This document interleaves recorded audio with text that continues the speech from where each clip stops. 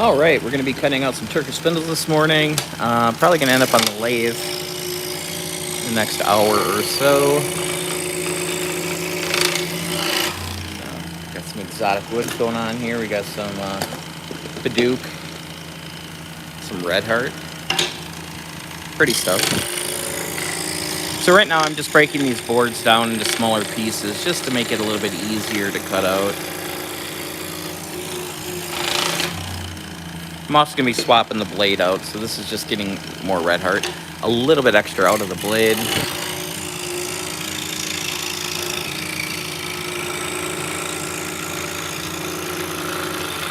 It's definitely time to change this blade.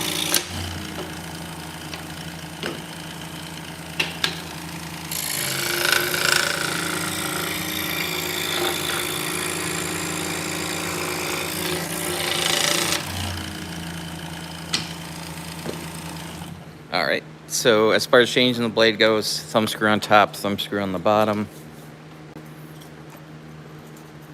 Grab a fresh blade here. This is a Olsen Mach Speed blade. No, this is an Olsen Precision Ground Tooth blade. It's a number 7.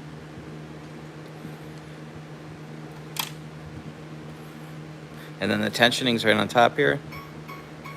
Give it a pluck, make sure we got tension, which we do. All right, we're going to start out by cutting this 5/8 inch hard maple. These are Rekoffs, which is Dutch for fawn.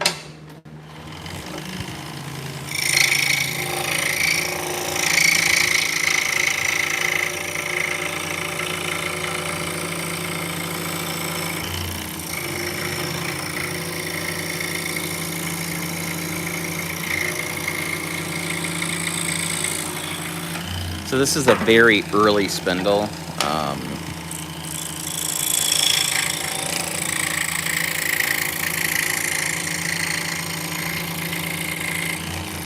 So I've been making this one for just about 13 years. Not a little longer.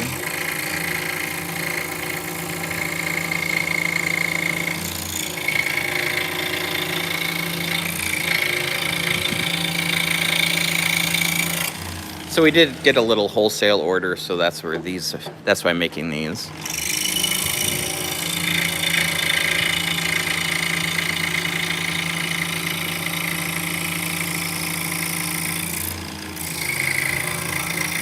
So my little electric hand blower I used to blow the dust off everything on the lathe started smelling kind of funky.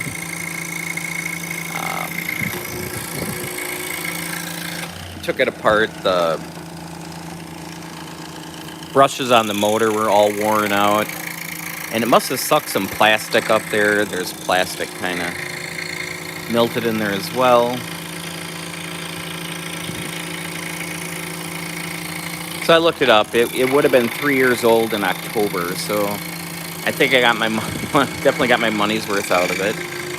The unfortunate part is when I was tearing it apart, I was blowing it out with just an electric blower. Good morning! How's Tim doing today? Welcome in.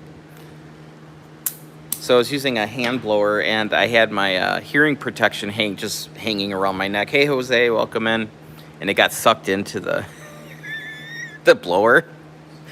So I had to order a new blower and a new set of hearing protection. So that's good.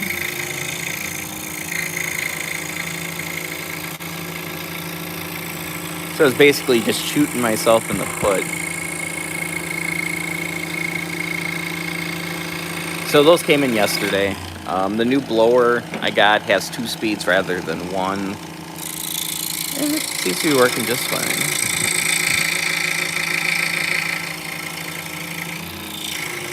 And as far as the hearing protection goes, I got a Bluetooth headset.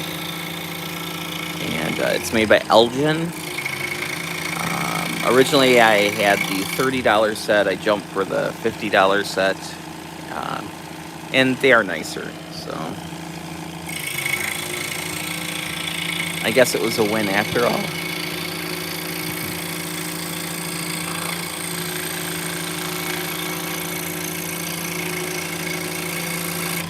They have a higher rating as far as the decibels.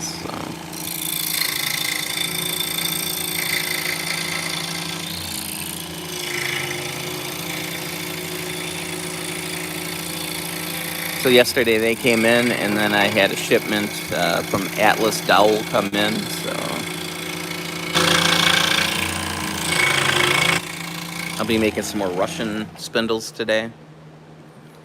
I knocked out 10 yesterday, so get a few of those done today as well. Got a bunch of top rails that need working on. I don't know if I'll get to gluing those up today or not.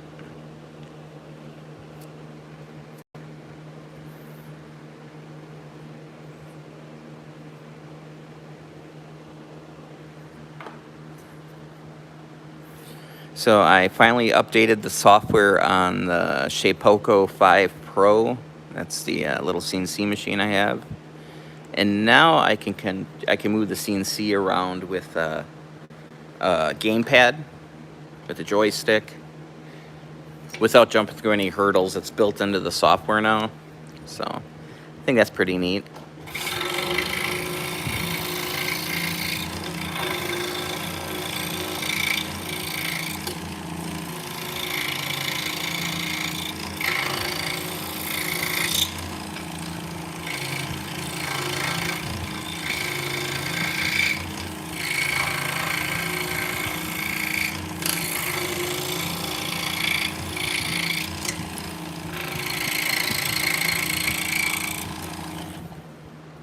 All right, we're gonna do a test fit, see how they fit. So I'm just taking this rat tail bastard file and running it through just to make sure that the holes are centered, which they are. So I'll peel the pattern off. So the patterns themselves, we put down blue painter's tape, and then we use spray adhesive to glue the paper patterns on. So when I'm done, I can just peel the pattern off. I don't have any residual glue to deal with.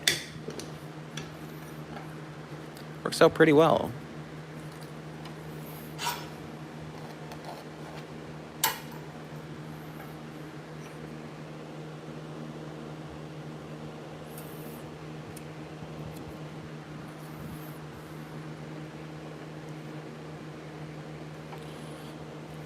So I am 3D printing some spindle arms as well out of TPU. We'll probably go over and check on that in a little bit. I've got a roll of translucent purple that I've been trying to print, and it's just been fighting me.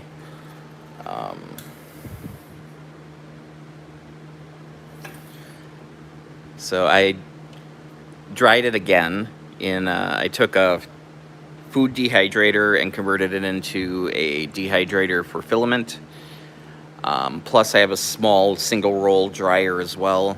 So it should be good and dry now. I'm printing it again, but it's been very frustrating. Other rolls of filament have been working just fine. It's just that one specific roll is being a turd.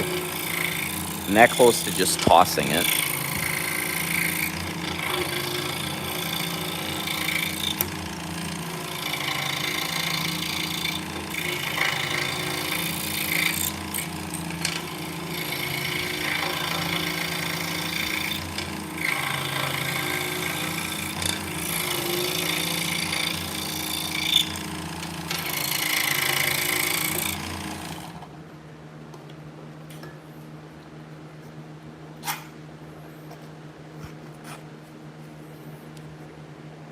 Trying to think if anything else fun and exciting has happened in the last couple days.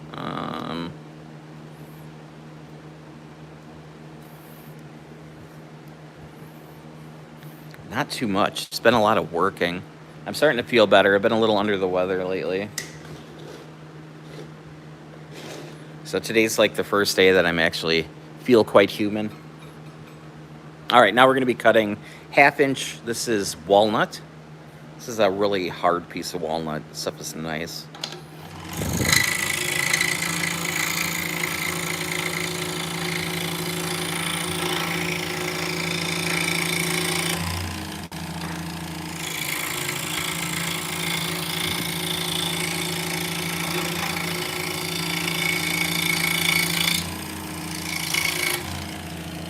So when I'm cutting out small things, I'll leave like 2 on the board so I have something to hold on to.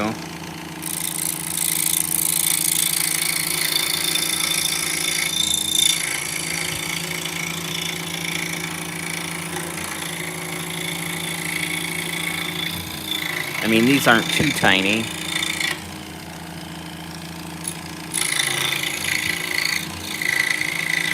But trying to make your life as easy as you can, you know.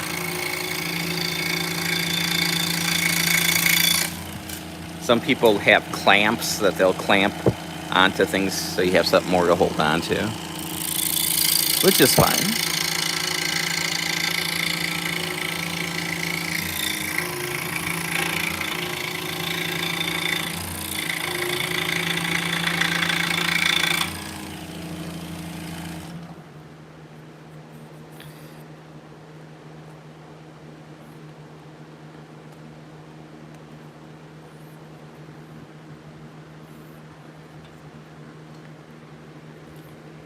So I work with my partner, Vicky. We've been together for, I don't know, 13, 14 years, maybe longer.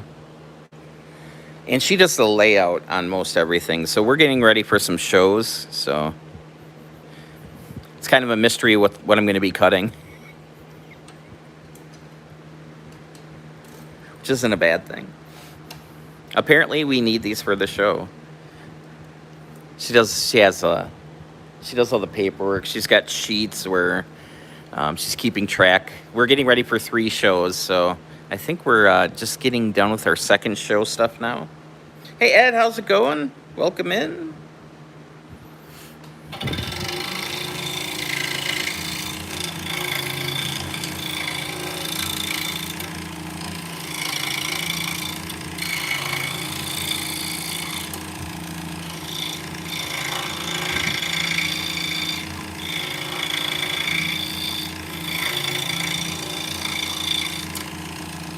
So right now we're cutting out basically a mortise. We're cutting out a rectangle here.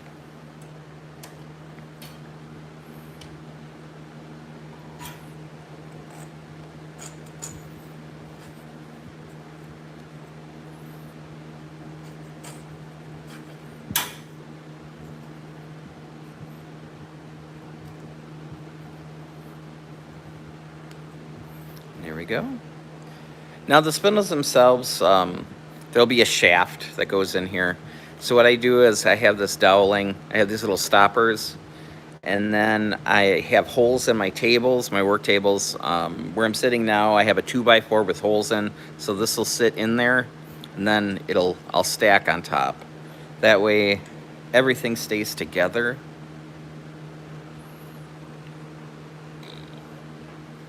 When you're working with things that have multiple pieces, you want to keep them together.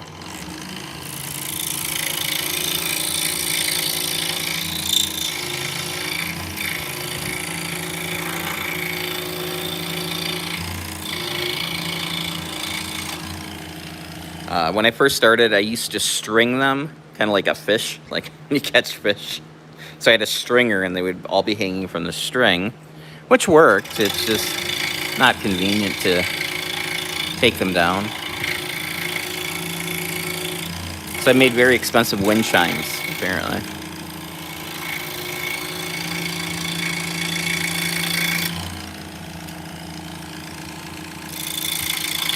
So if you're new to the stream, my name's Scott. I make stuff. This channel is, I do some product reviews. I do some projects as well where you can make them along with me. I'll have a link to the patterns that are free downloads. As far as my recorded videos are kind of on hold for a few months just because I'm got these shows coming up. So I figured it'd be better to live stream than not do anything at all. So here we are. If you guys have any questions, feel free. I can see the chat.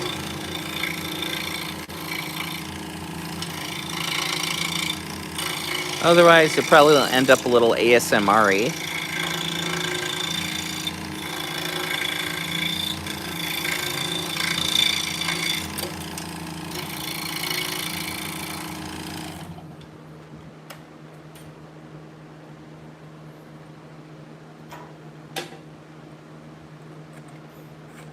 Hey, how's it going?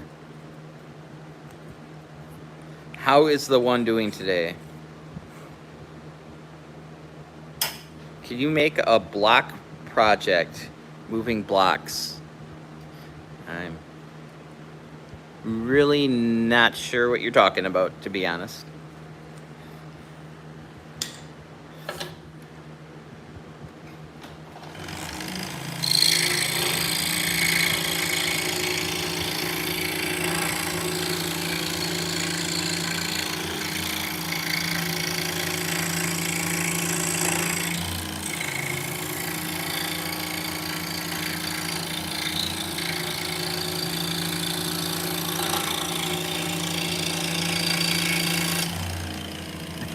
Sorry.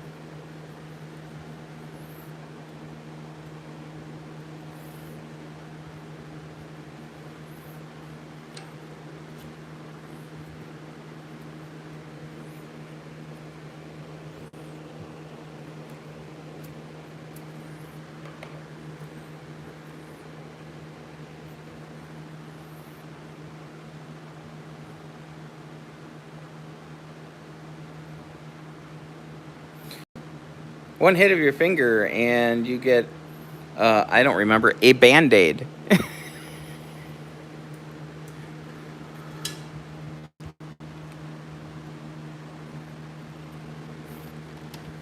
This is a Band-Aid creating a piece of machinery.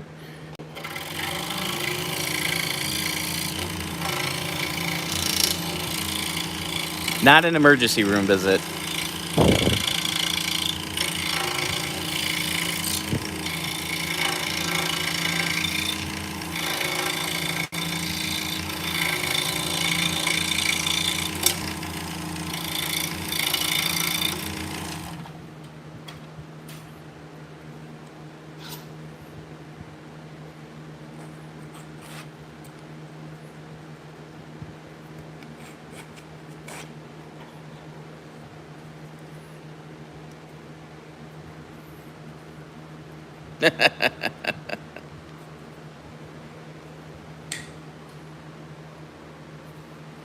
Yeah, this is not scary at all.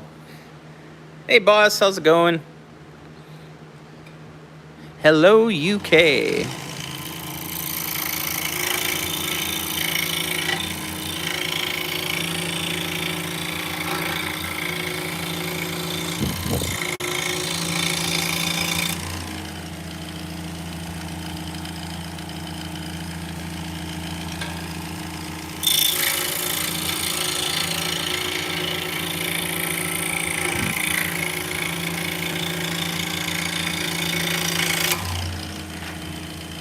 Thank you so much for the sub. I appreciate it.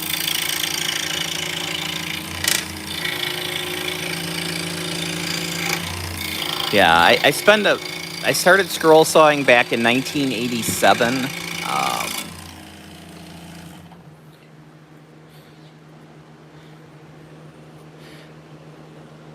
It was always a hobby thing that I enjoyed doing. I grew up in the country on a little hobby farm. So, wasn't a lot to do. This is, pre-internet, the Nintendo Entertainment System era.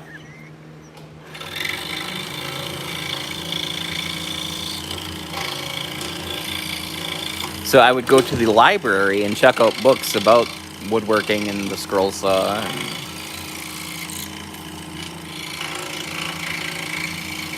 When I got a little bit older, there used to be a few different scroll saw magazines that were on the newsstand, so I would get those as well.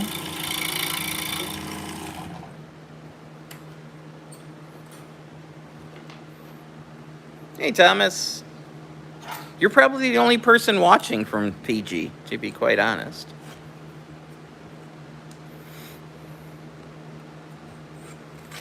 Hey, creator, welcome in.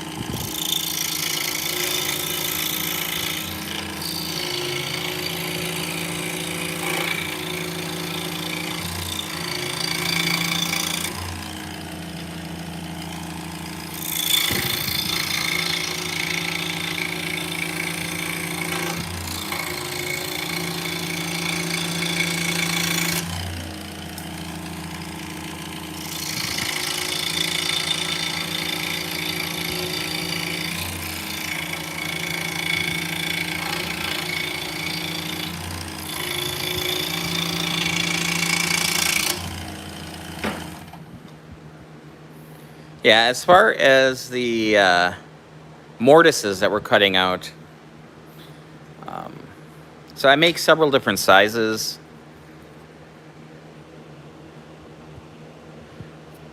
So rather than having a whole bunch of different size squares, I just lay them out by hand. So everyone is custom fit. Hey, Dion, welcome in. Yeah, you're real late. We've been streaming for a whole 20 minutes. I was getting worried.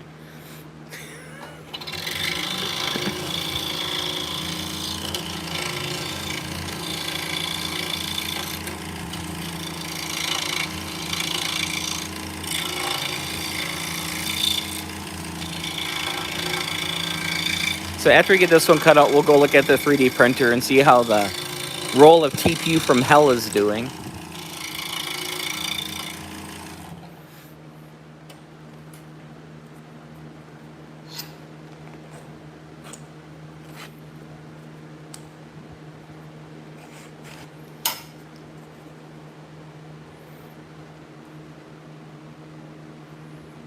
Hey, Paul, welcome in.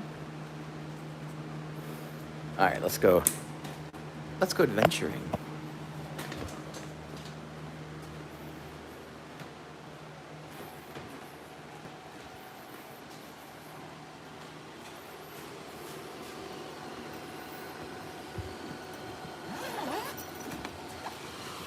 So this is TPU, so this is a thermoplastic urethane, so it's like rubber. Just with this specific roll I am.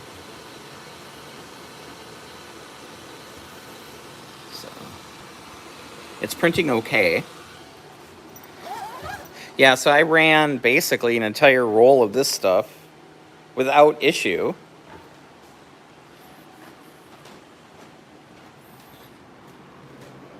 So I replaced the whole nozzle and everything.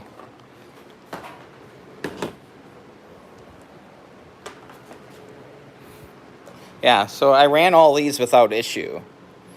So if that one messes up again, I think I'm just going to throw the roll away. Or torture it. I'm not sure which yet. So I said I got out the big dehydrator. This is the little dryer, so it's a single roll.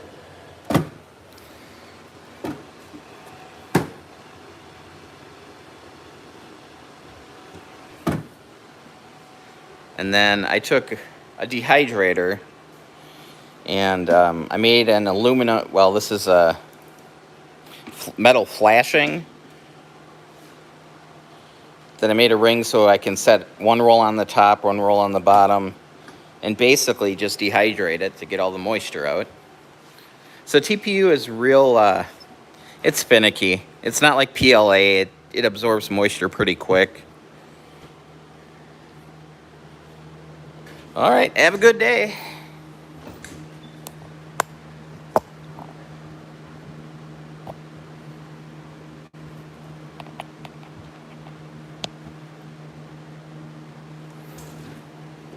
All right, we got 5 more of these little ones.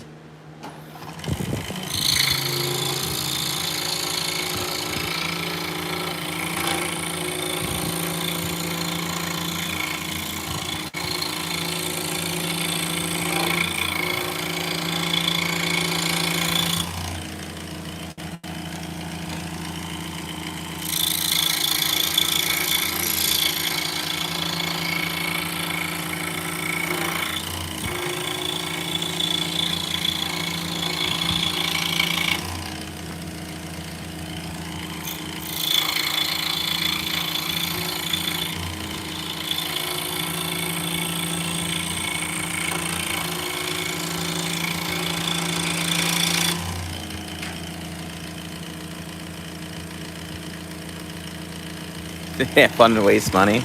That's the way to do it. You know, a lot of the stuff I print, I print the spindles and the stuff for the job, but I print a lot of stuff just to make my life easier.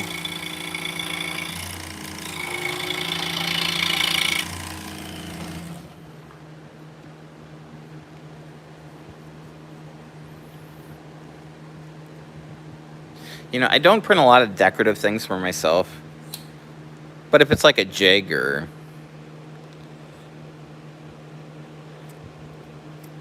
something that'll make my life easier, hell yeah.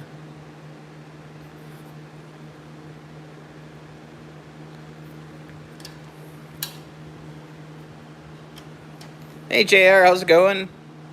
Hey Rita, welcome in.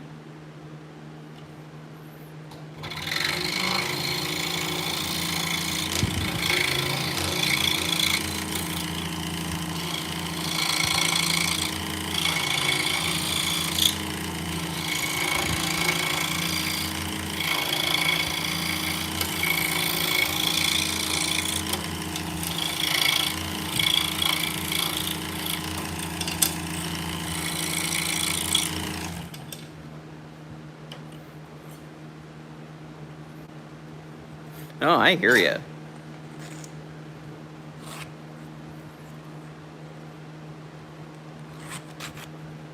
But I have no issues of sometimes it's just buy the thing rather than 3D printing it. I could print something out in 4 hours, or I could run to the store and be back in a half hour. So it's kind of a balance. I'm not on the moon or anything, so.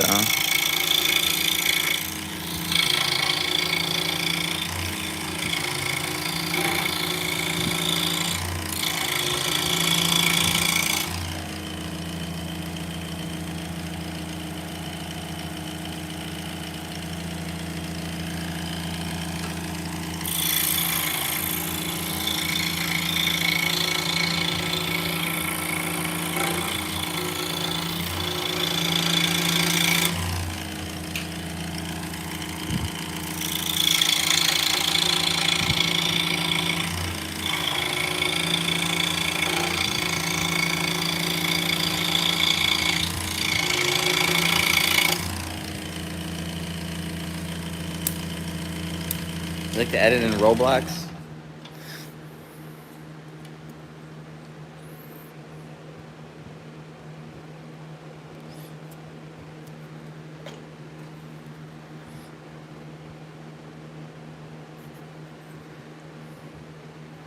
I believe I'm too old for Roblox.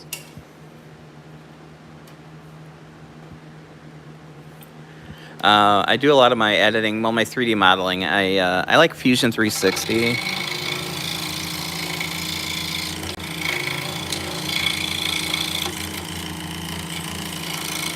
And then like for laser engraving and 2D stuff, I like Inkscape. It's just what I've always used. I was a beta tester for Rhinoceros way back in the early 2000s.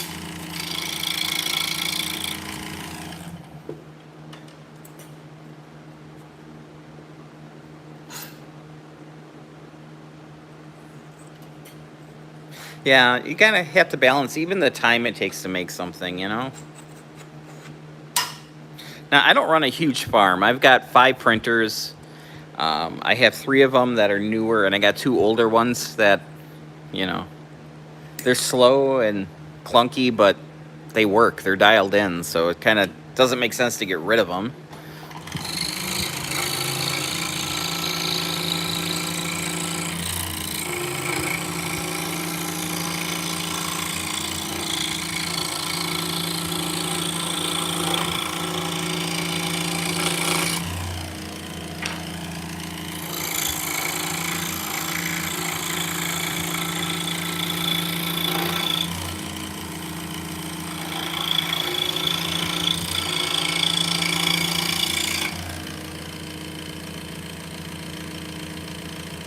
I've never played with Meshy.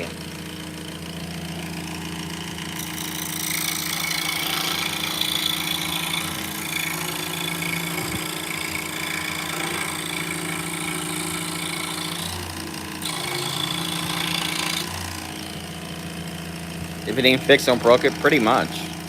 The older printers, I give away a lot of little 3D printed sheep. So when somebody orders something, they get a sheep. And then I got a bowl of sheep that I give away at shows as well. So I'll use the older printers for that quite a bit.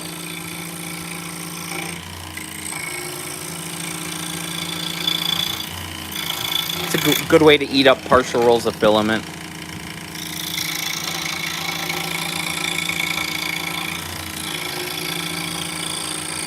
So I got a couple X1 carbons with the AMS, the multiple, the 4-roll holder. So I don't have a lot of partial rolls because you can tell it to finish one roll and then go to the next roll. So you have two the same color. You know, you can use up the entire roll of filament and then just go to the next one, to the next one, to the next one. But yeah, so the sheep are, on the older printers, are like obscure colors that I only have one roll of.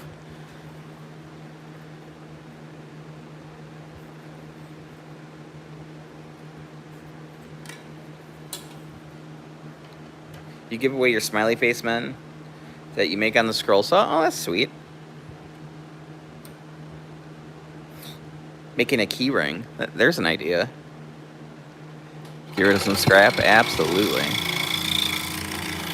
So this year, I am going to be making ornaments. So this is the mini. This is functional. This is for spinning yarn.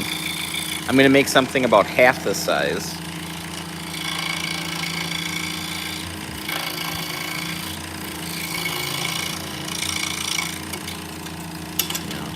Which I plan on making out of wood. And I was thinking about maybe 3D printing some little plastic spindles for earrings. But we'll see.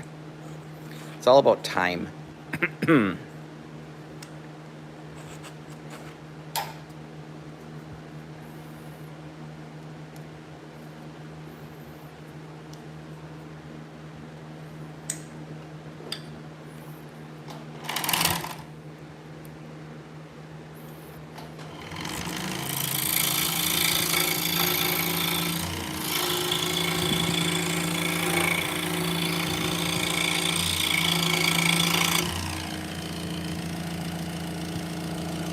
You know, and this weekend was nice. I gave myself one day to do some prototyping and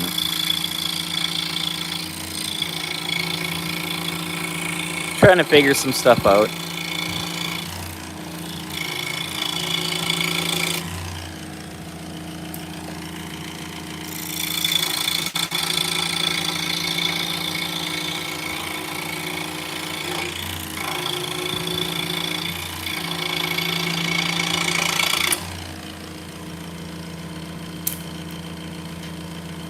Is 3,500 RPM suitable for a lathe?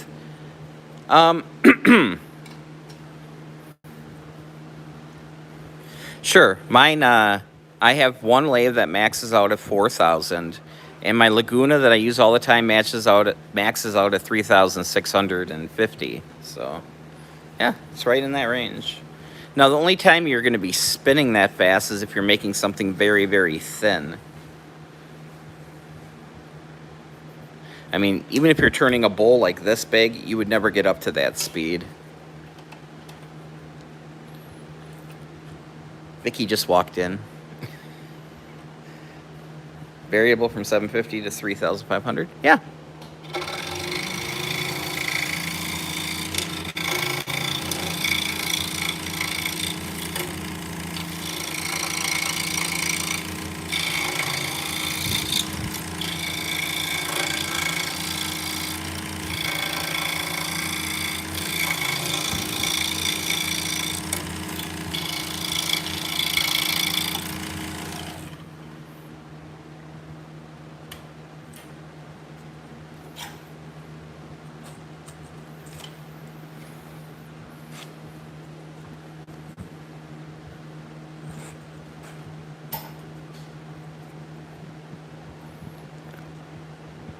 Yep, so I walked to work today. I got here about 5:15.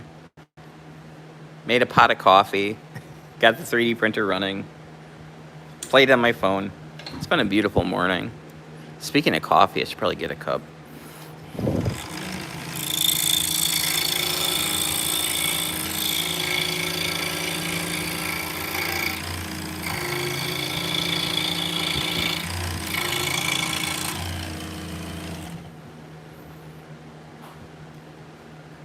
We're not going to tell Vicky, but I forgot to shut off the coffee pot last night.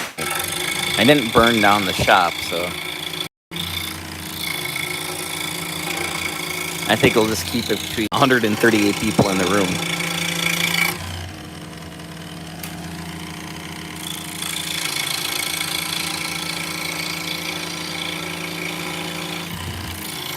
I've already had a couple cups, but I think it's time to get some coffee, so we'll finish this one and then go grab some Joe. Ooh, tea sounds good too.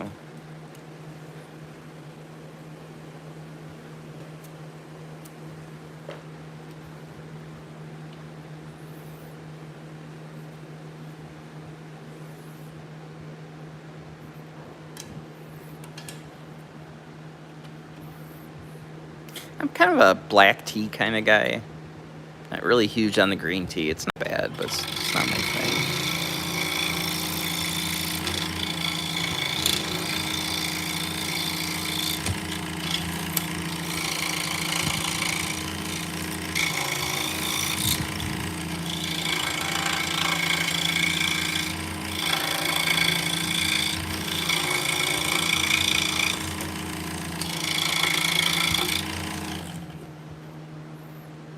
I've never had white tea.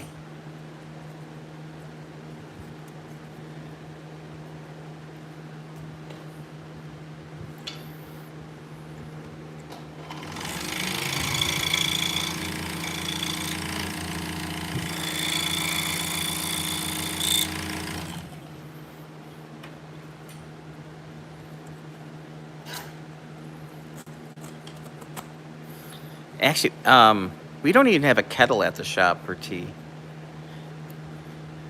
I do at home.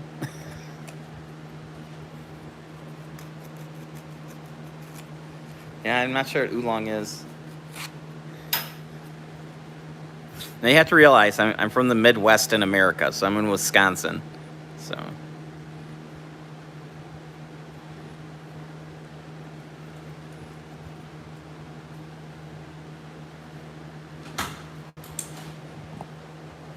all right.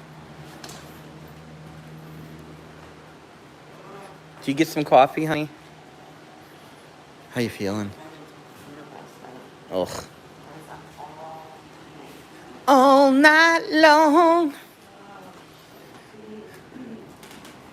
Well, there's nothing saying that you have to be here all day. You know, if you want to crash out on the couch, feel free. I did quite a bit of couch snoozing yesterday.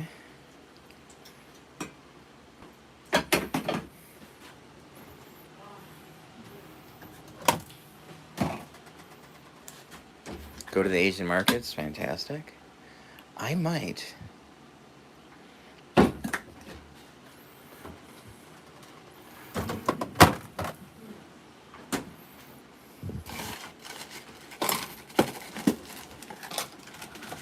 Sorry, I'm trying to get out some fake sugar.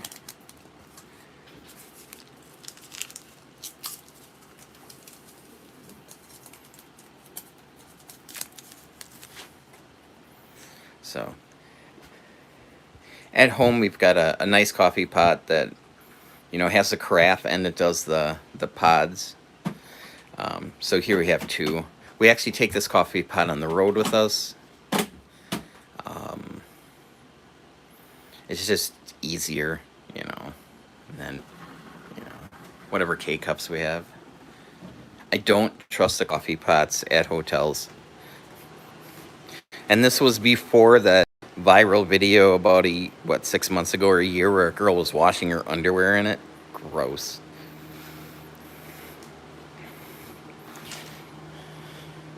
So the K-cups are kind of like a treat.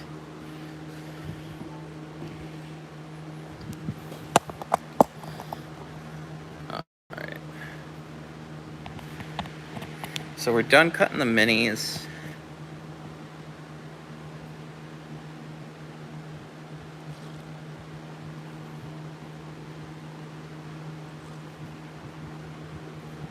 Some good stuff.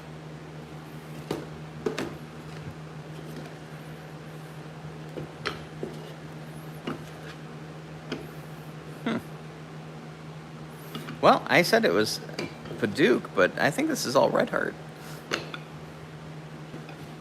Gasp.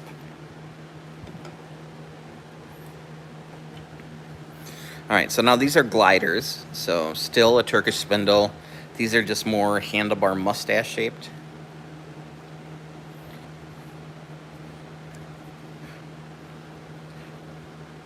Or shaped like Napoleon's hat.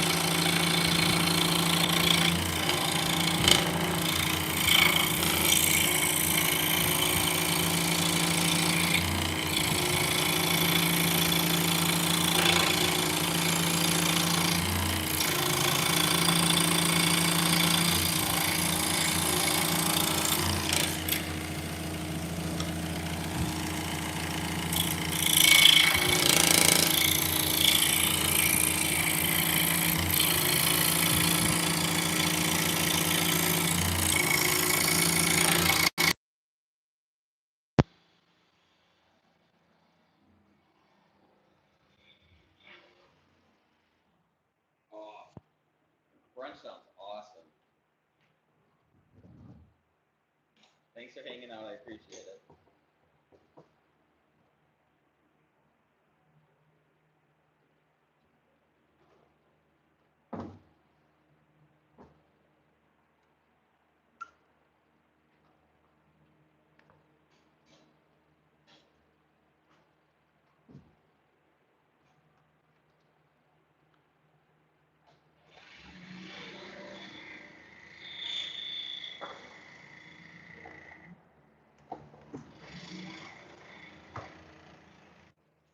I don't know. Okay, yeah, scroll side here. Yeah, I just took a peek. Let's see. The scroll side here is a 21-inch Pegasus. Um, I'm very happy with saw, but it is quite pricey. So I am using a number 7 blade. This is by Olson. It is precision round tooth blade. So it's a modified geometry blade.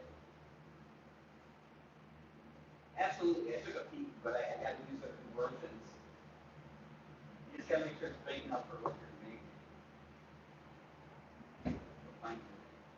So it's a double skip too, so it's got 2 teeth and a gap, 2 teeth and a gap.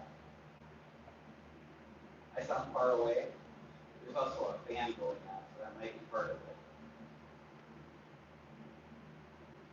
So having these big gaps, they're called gullets. They just give a place for the sawdust to go. So it stays cooler. It helps the blade come faster.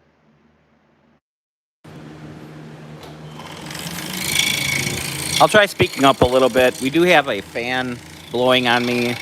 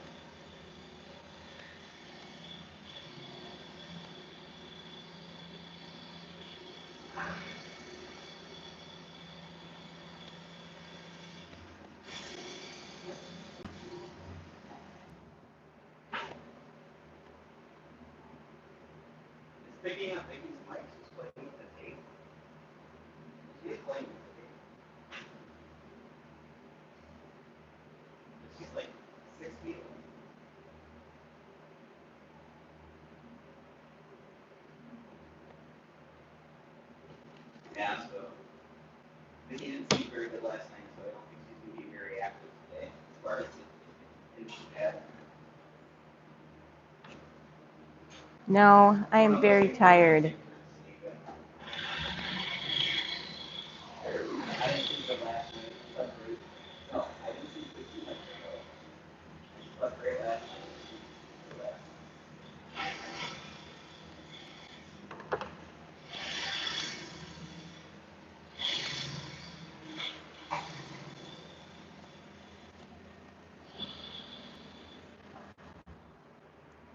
We always seem to take turns with that, don't we?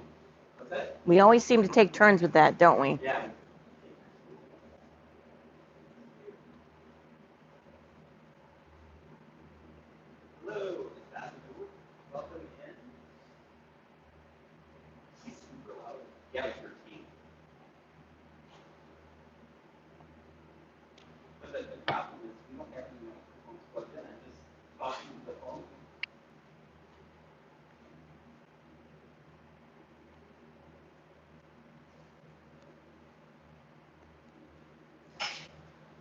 I really don't need my headphones either.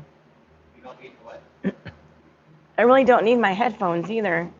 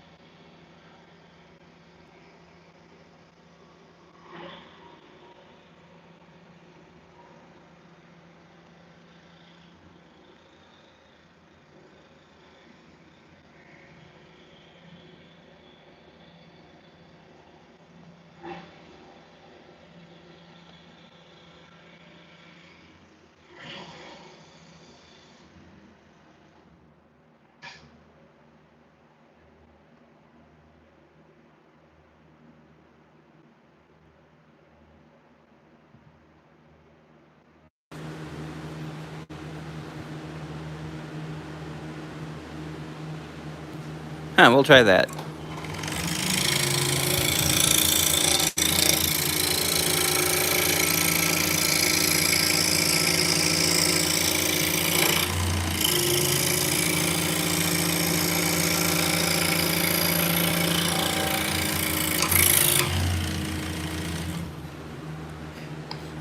Winner, winner. I'm not sure what it was connected to. I did shut the Bluetooth off, but I didn't look to see if it was connected to anything. So now it sounds better? Huh. Oh, wow. I use it now. Huh? What did you shut off? Uh-huh. What did you shut off? The Bluetooth phone.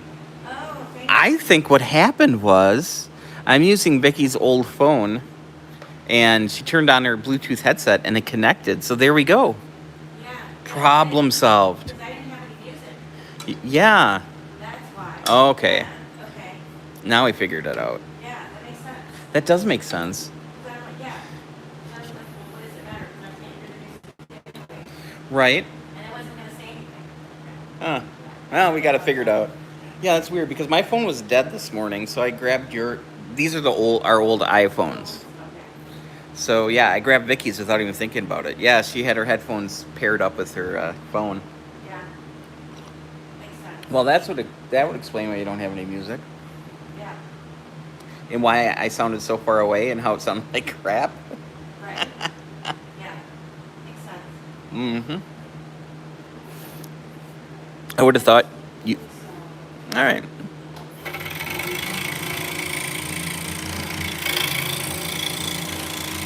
So now you know what Vicky sounds like. What I sound like to Vicky.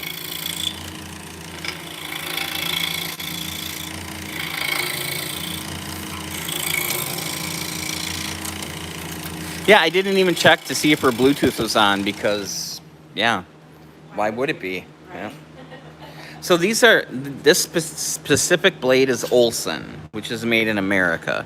Now they only have two style of blades I like. I like the Mach Speed and the Precision Ground Tooth blade. The rest of their blades, they have a lot of old style blades that I really don't like. I'm a big fan of Nikwa. They're sold in the U.S. under Flying Dutchman. I believe they're made in Switzerland. And then, no, or are they made in Germany? I think they're made in Germany. And then I also like Pegasus, which I believe is made in Switzerland, if I'm not wrong. Those are my three favorite brands. Hey, Nathaniel, how's it going? Welcome in.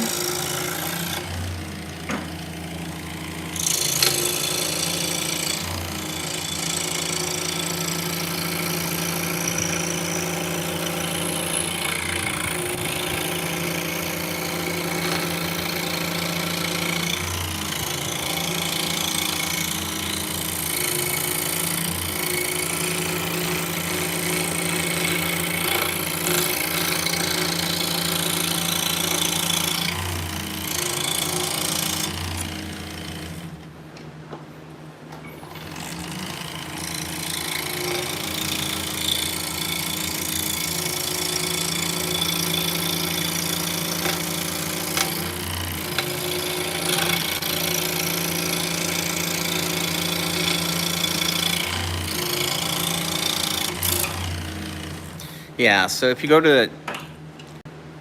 go to Menards, which is like a big box store, these blades are the same price as the Mach Speed blades, but you get half as money. So if you buy them at a store, they're usually twice as expensive because there's a lot more machining that goes into them.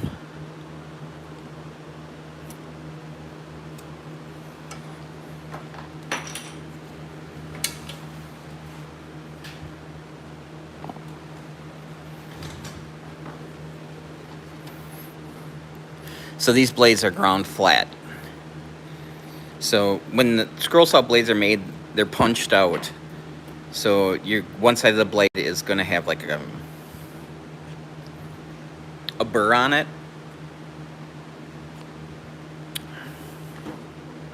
So these, they take that burr and they grind it off.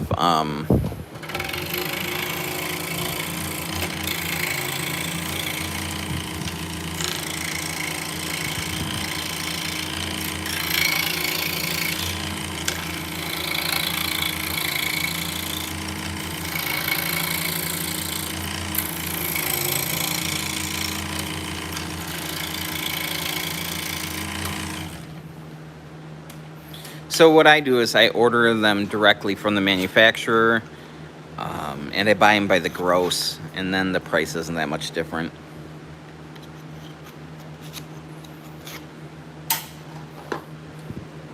So this is what I have left from the gross. So, hey, welcome back.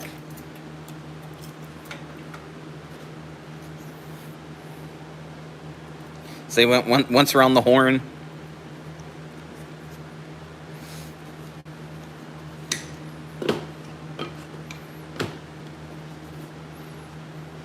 Midwest deal finding, right? You spend big money. You spend big money when you shop Menards.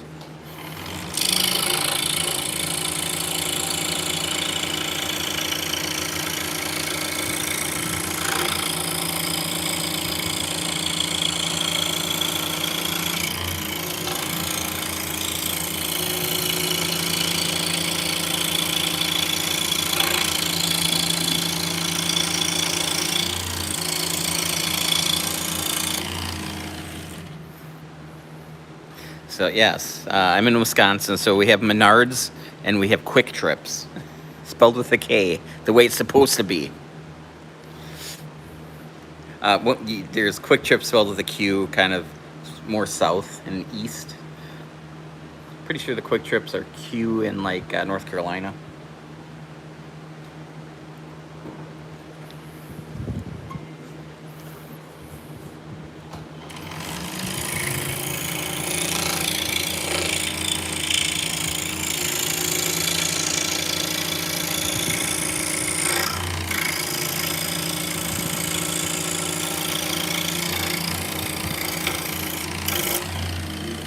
I am 51 years young. I don't remember getting old. I swear, I was 28 like yesterday.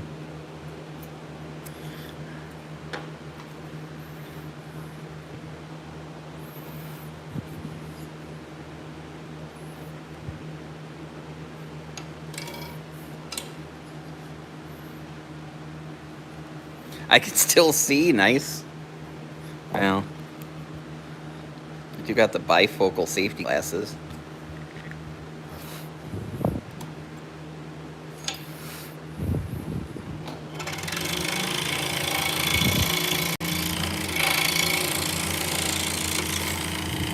I do have retinopathy, so we'll see how long that'll persist.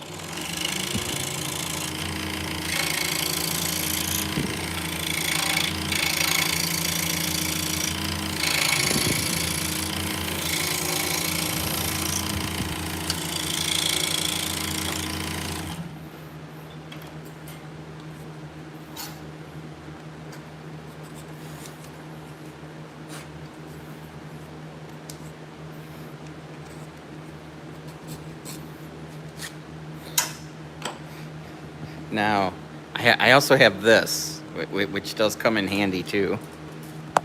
I just can't use it when I'm streaming. So when I was young, I thought it was so silly that, people were using magnifiers. And then, I started getting older and I'm like, oh yeah, they make perfectly good sense. All right, so this piece has a question mark on the pattern because we've got some splitting going on here. So we'll cut the bottom here and see what it looks like. This is red heart. Where does red heart wood come from? I believe it's Africa, but I could be wrong. Oh no, it's from Central America. There you go.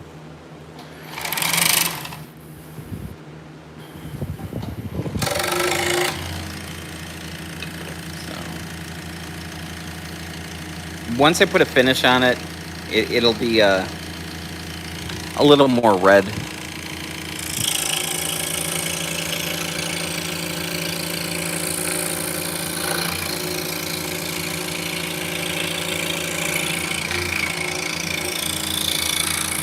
So Paducah is very similar, but it's orange, and it has bigger pores. And it comes from Africa, so that's the African one I was thinking of. So we'll look, and yeah, this piece is split, so not a big deal.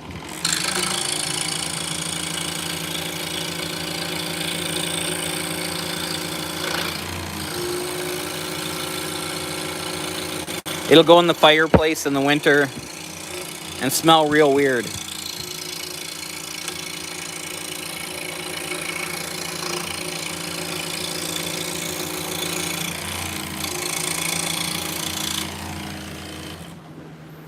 Yeah.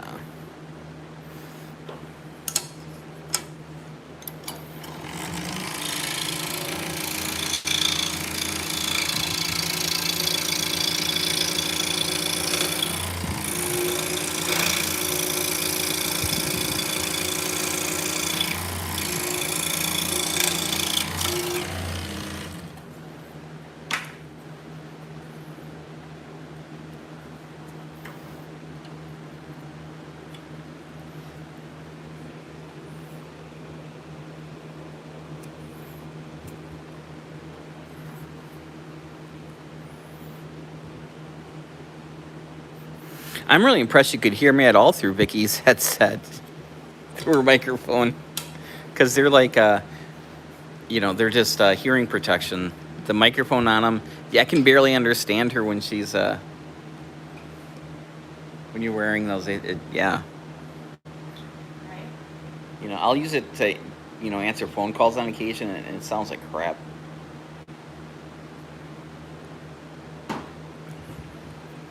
So her Bluetooth headset can connect to multiple things at one time.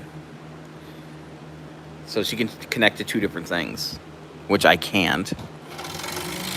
And how do you select between the 2? I don't. It always tells me 2 devices connected. 2 devices connected.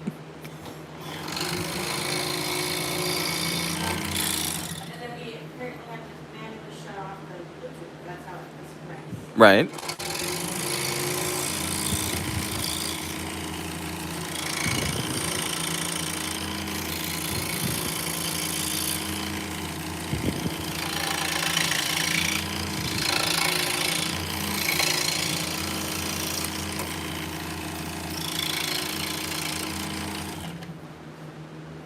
So I think your headsets were more expensive than mine. I think yours are nicer. Are you happy with them? These? Yeah. Yeah. Yeah. They're very loud.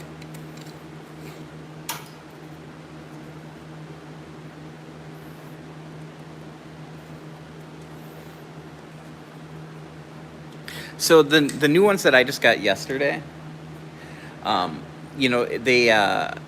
they block out more, a higher decibel level than than my old ones do. Yeah. So now, like the music, I'm turning it way, way, way down. because it's blocking out everything else. Right. All right. So we have 2, 4, 6, 8, like 10 more to go. And depending on Vicky's layout ability, we might be going over to the lathe, which is perfectly fine. So this is show stock yet. Yeah, is this California or is this SAF now? This is California. I don't know that we'll even get to SAF. Okay. Yeah. So yeah, I figured between the two, we'll have, between the two shows, we'll have a bunch left over. plus Yeah. we'll have time. Yeah. Okay. So So as long as we are done cutting out Wisconsin and California before Wisconsin starts, I think we'll be fine. Okay. Yep. So this is California stock right now.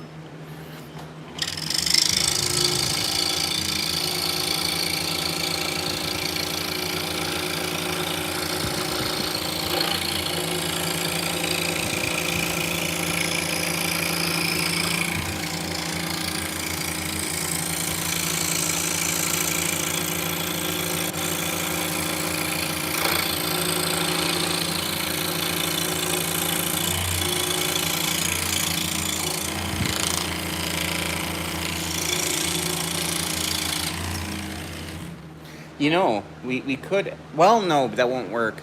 I was like, oh, we could just ask Roy if he could get stuff back with them, but I think the Midwest stuff they have, they keep in a trailer and they leave it in the Midwest. They store it, so that wouldn't work.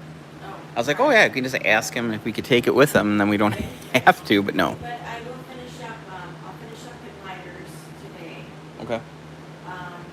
And then my next plan is to do the mini Turks applying. So then all I'll really have left are the Apex Turbo shows, and then the Destiny 3s, and then the little minis and the little standards. But we should have enough of those Laying around, yeah. Normal cutout that we would have to. Okay. And then that's it. And then Apex for both of the shows and mini and the regular size, and pretty much done. Okay. Layout. For layout, yeah. So yeah, we got a ton of sanding to do. So I'm just trying to physically get everything cut out right now, and then everything shafted. So we have spindles that are ready for sanding and balancing, and then we're gonna spend just probably 2 weeks just sanding, Yeah. which is fine. So there's a stack I plan on getting done from yesterday, and then a stack for today. And Okay. my goal is 30 spindles. Okay. This way we don't have so much to do. Right. Well, I plan on getting all this stuff shafted that we're cutting out right now. I got those recoffs cut out right away because I know that's part of a wholesale order. And then I'll get those shafted, and then I will start making some Russians as well. And then tomorrow I want to jump on the top whirls. Yeah, we'll go from there. Yeah, it's kind of what we do, right? Yeah. We get 4 weeks away, it's like, okay, now we Yeah. get to start. We got a month, so now we get to bust ass for the next month.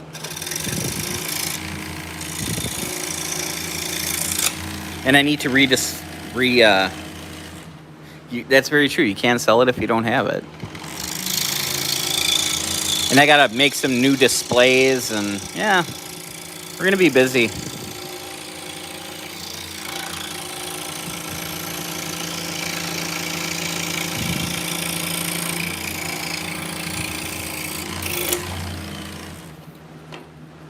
we'll see where I'm at. I might work Saturday. Okay. Yeah, so I'm working 7 days a week at this point. And that's all right. So I don't get too upset if I take a half day here or there.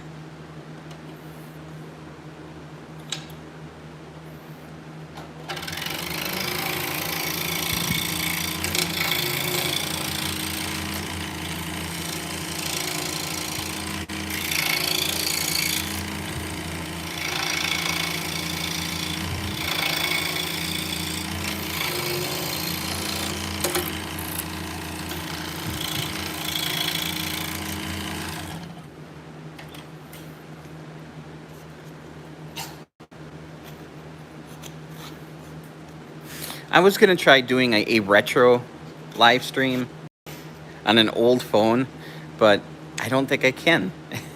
the software is so old that it's very legacy. I thought it would. I don't think it will.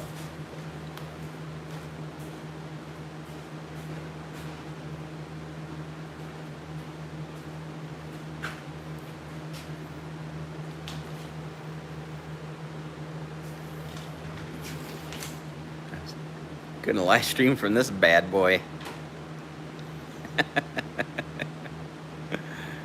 Oh, it's crazy. Look at the bezels on that thing.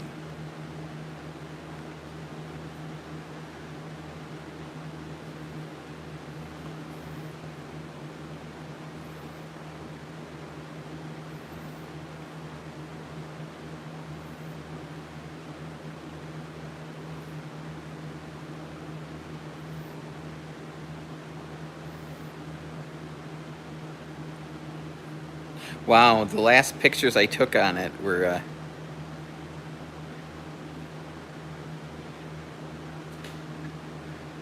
was when I was setting up Ender, the Ender 3 S1 V2.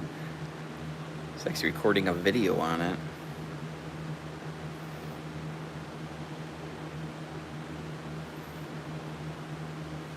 So I did make a video when I made a whole bunch of little Christmas trees and little snowmen for Christmas. I gave those away one year.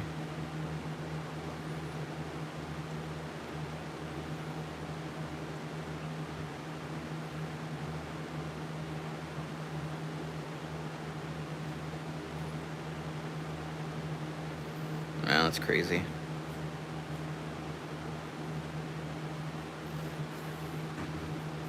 Still using that in 2021. Do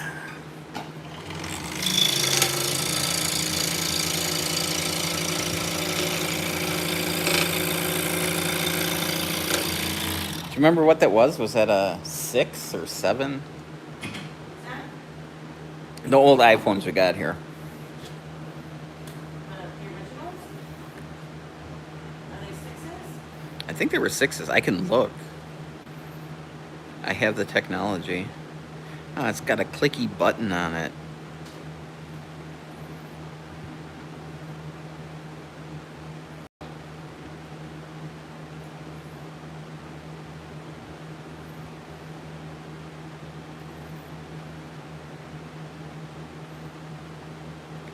Yeah, it's a 7.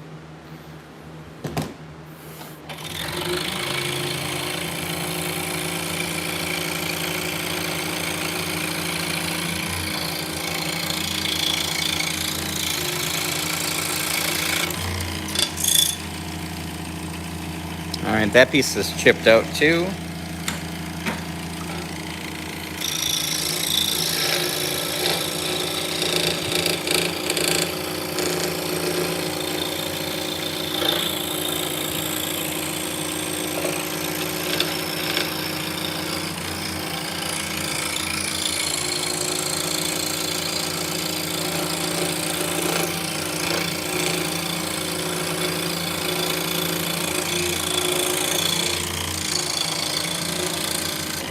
Did you just try?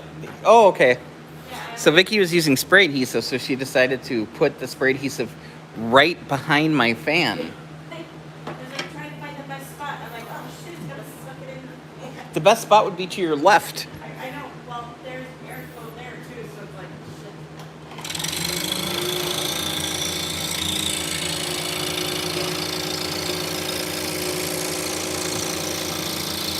shit. Are you just trying to make me sticky? So I could be the sticky bandit?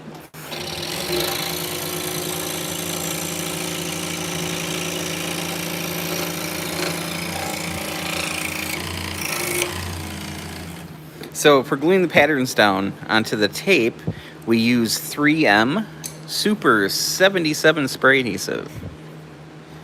I've used a lot of spray adhesives in my life, and we always come back to Super 77. Made by the Minneapolis Mining and Manufacturing Company.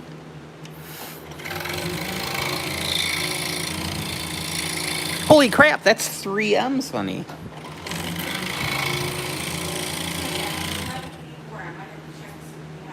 Yeah, we might have another can. If not, we'll pick up a couple more.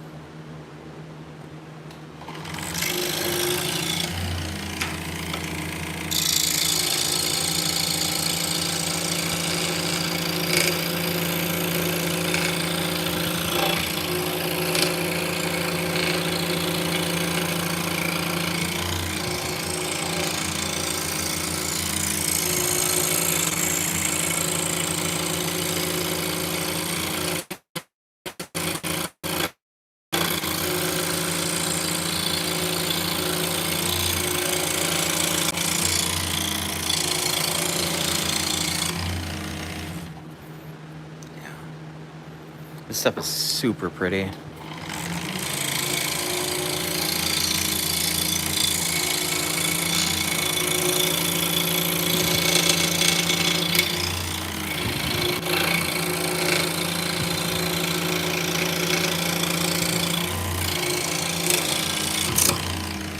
Yeah, so I'm really looking forward to Wisconsin. It's going to be our first year having 2 booths. Normally, well, I've been doing in Wisconsin for what, 5, 6 years, 8 years? It's been a while.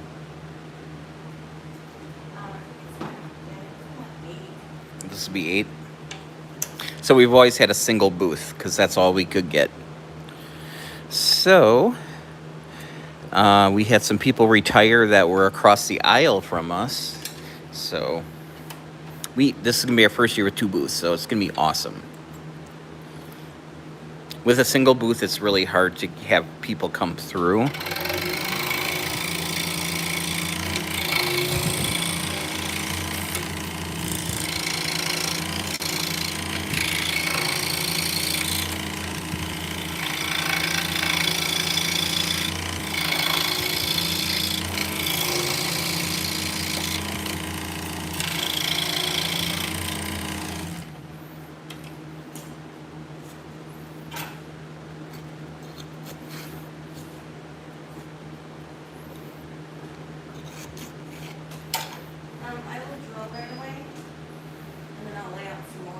Okay, cool. Yeah, because I'm almost done here. So if you could lay out more, it'd be great.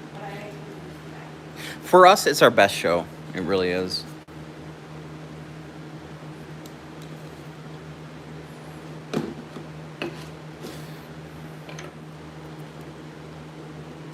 It's kind of our hometown show. Even though it's an hour away, it's the closest show we do to our house. So.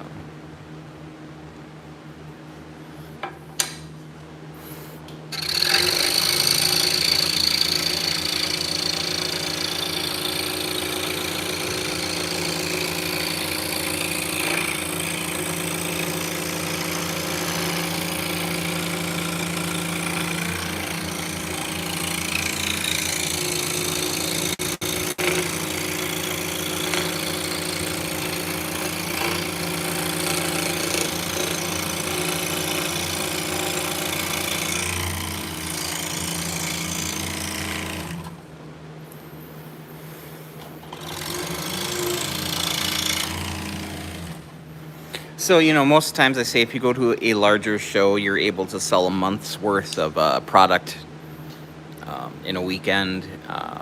Wisconsin for us is like 2.5 months of product.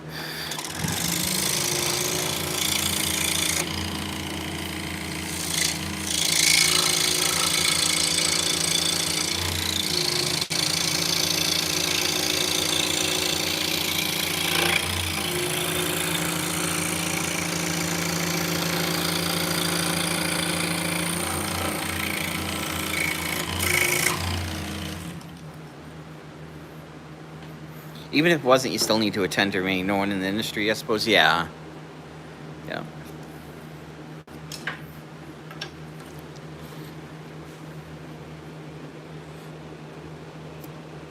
Put a name with a face, or a face with a name.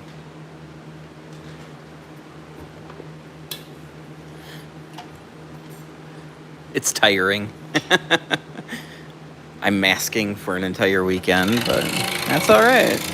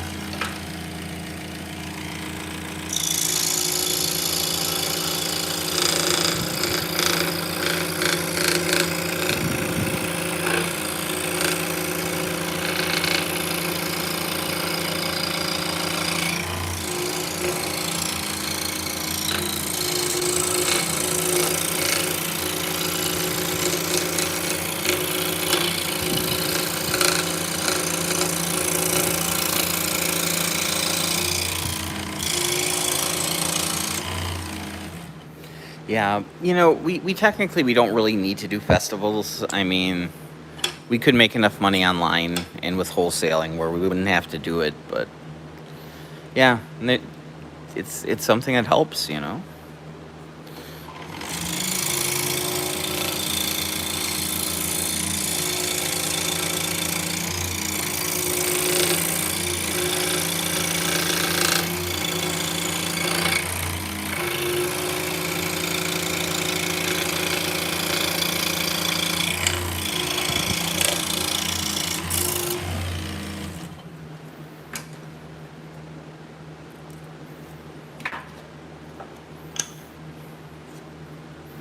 I mean, and it's such a niche item that I just can't do like a craft show. You know, I doubt that would be profitable.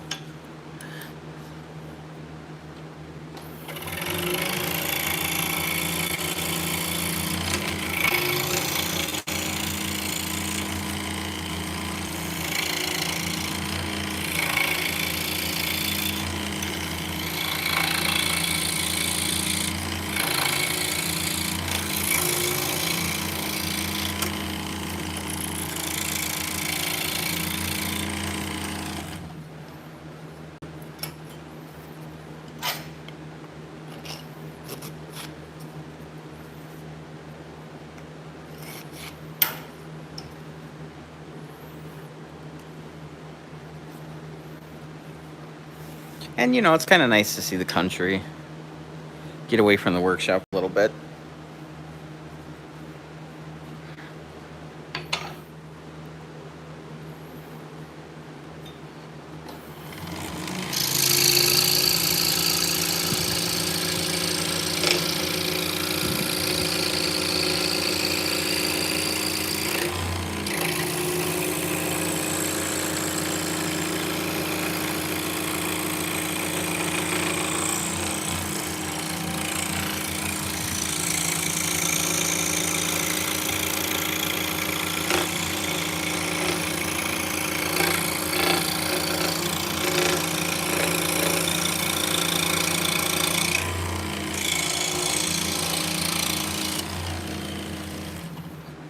Hey, snowboarding kid, how's it going? Welcome in. Do I make other projects? I do. If you check out this channel, I make a bunch of different kind of ornamental stuff. But for the shows, everything is kind of fiber arts related. And since we're getting ready for shows, yeah, there's going to be a lot of like this kind of stuff. I'm going to be jumping on the lathe probably in the next 20 minutes. So.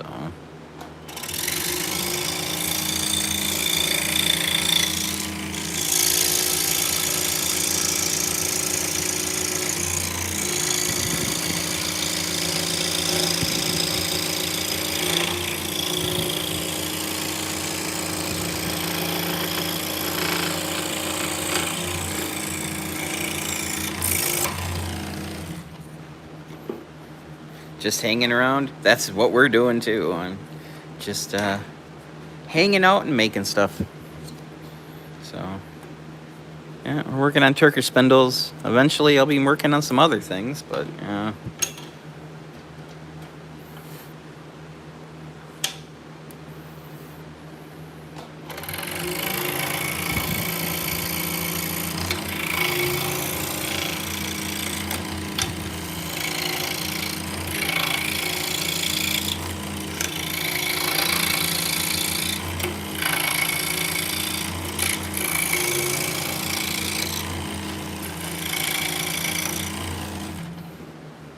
Hey, Danny, how's it going? Welcome in.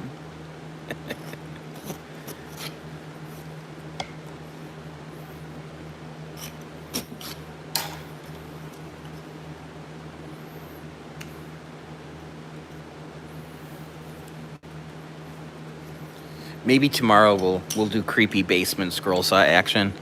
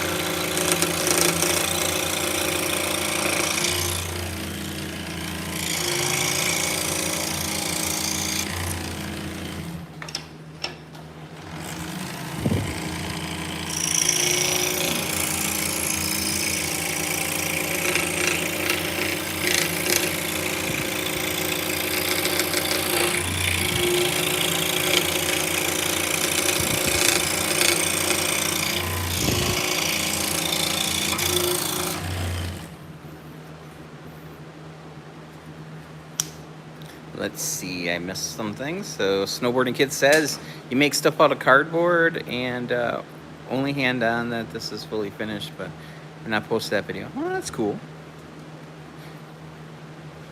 So I'll grab one of the final products here.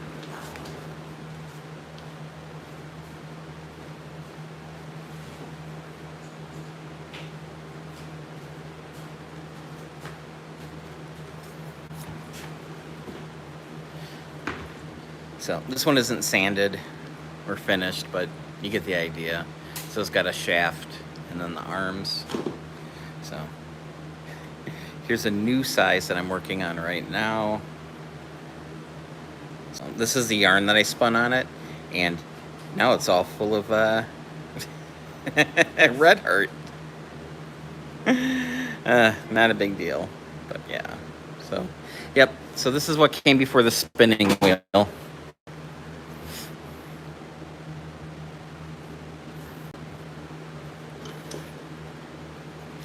Yeah, so this is a more economical way of starting to spin yarn. If you go out and buy a new spinning wheel, if you get a wooden one, you're looking at about $800 starting.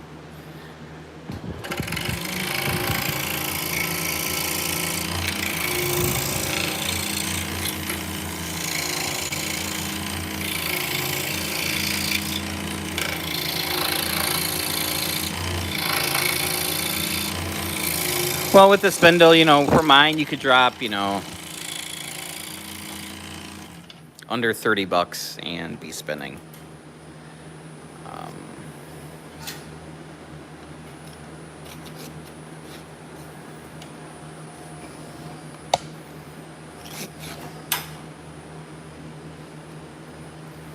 So I've been making these full-time for a little over 13 years.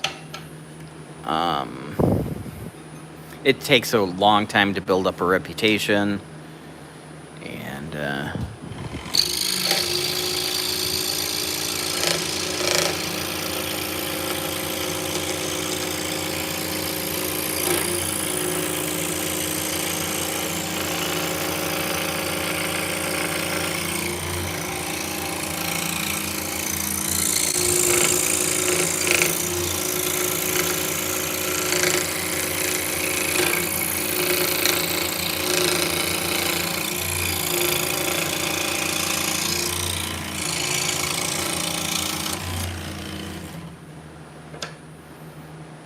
what other things have I made?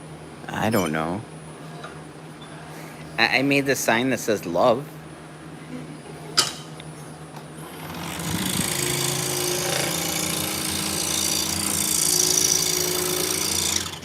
See your sign above the door? My anti-disestablishmentarianism sign? Yeah.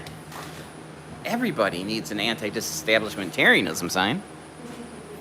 So if you check out my channel, you can even download a printable pattern so you can make your very own anti-disestablishmentarianism sign. So, anti-disestablishmentarianism. There you go. So I cut out this to prove the point that if you have spiral blades, you know, you can make something way bigger than your saw. That's all one piece. And we did a video where we made this capybara key rack.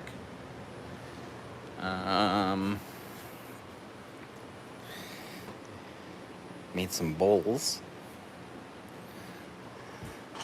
So I'm really not a big bowl turner, so I've just been playing.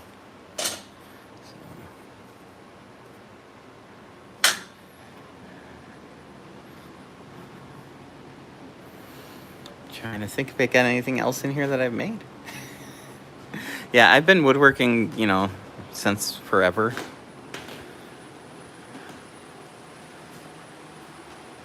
Are the bowls food safe? They actually are. Ugh, boo. Boo.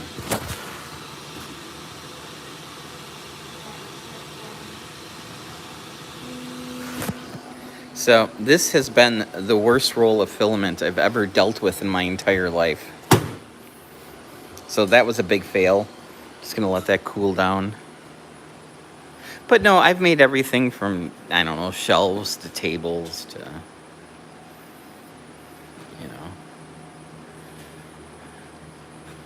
lots of word signs.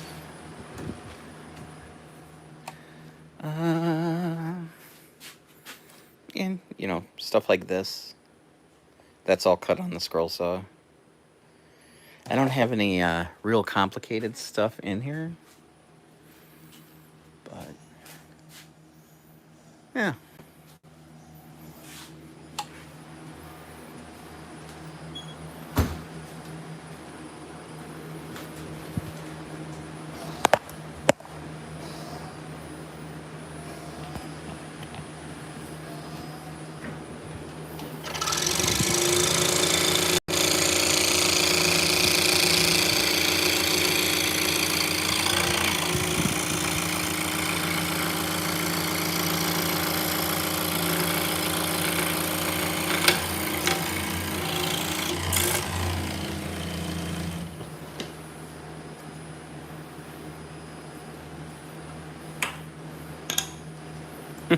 So way back in the day, I used to make wooden signs that said bacon on them back in like 2008, 2009, that kind of region.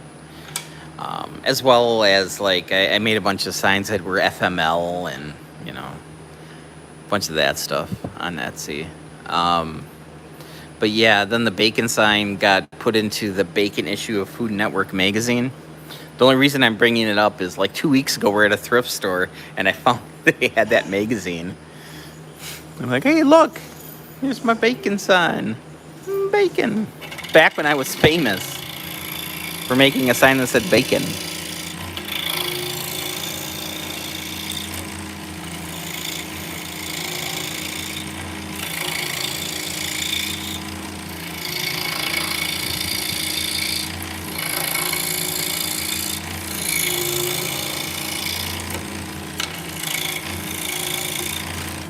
Yeah, I used to make a lot of wooden toys.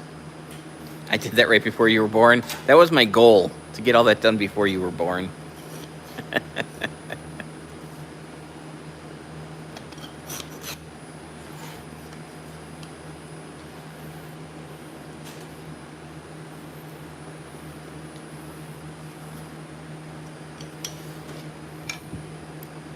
Yeah, I would have had. Yeah, my house would have been 5 kids, and yeah, that would in 2008. Yeah.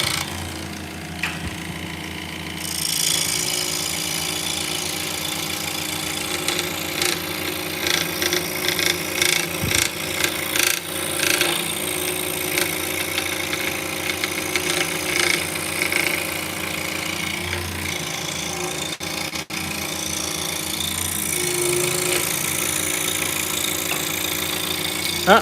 Looks like I'm not going on the lathe. I got more stuff to cut out.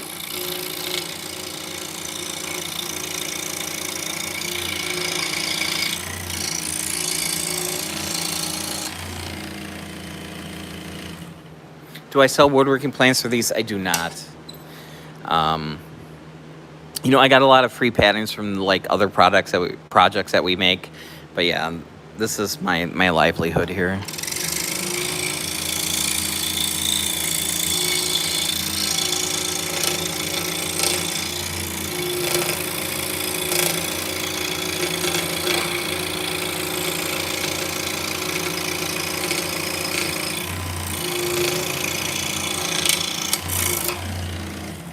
I mean, do people steal my designs? Absolutely.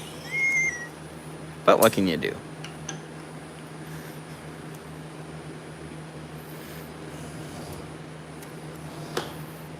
I guess this is the sincerest form of flattery, I guess.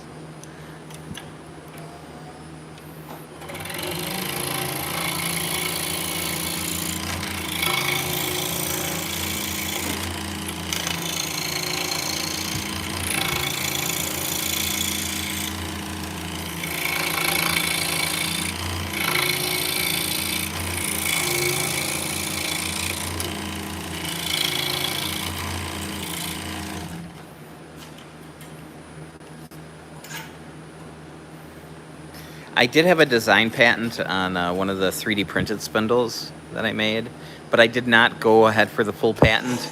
It's just really pricey. Do you have something I still want to try out?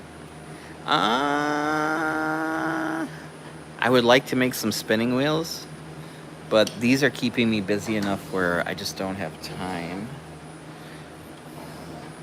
So, this is Bacote. Comes from Mexico. I'm not sure how far south it goes. Might go into Central, I'm not sure.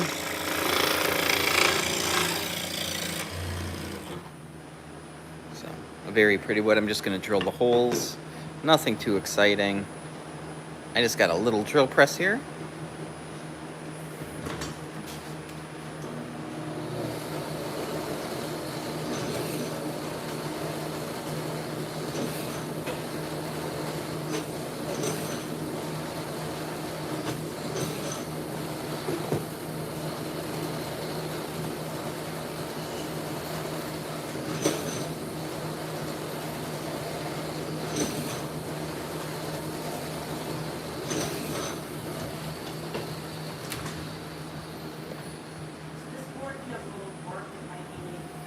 Okay.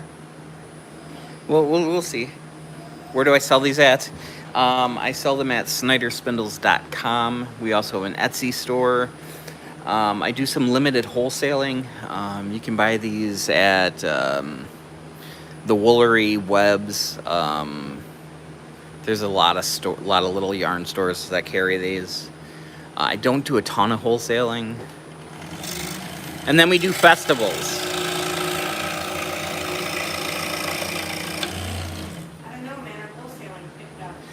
Yeah, our wholesaling has picked up.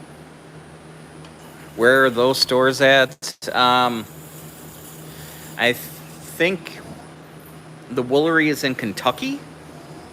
They got a big online. They're a huge store. They got a big online presence.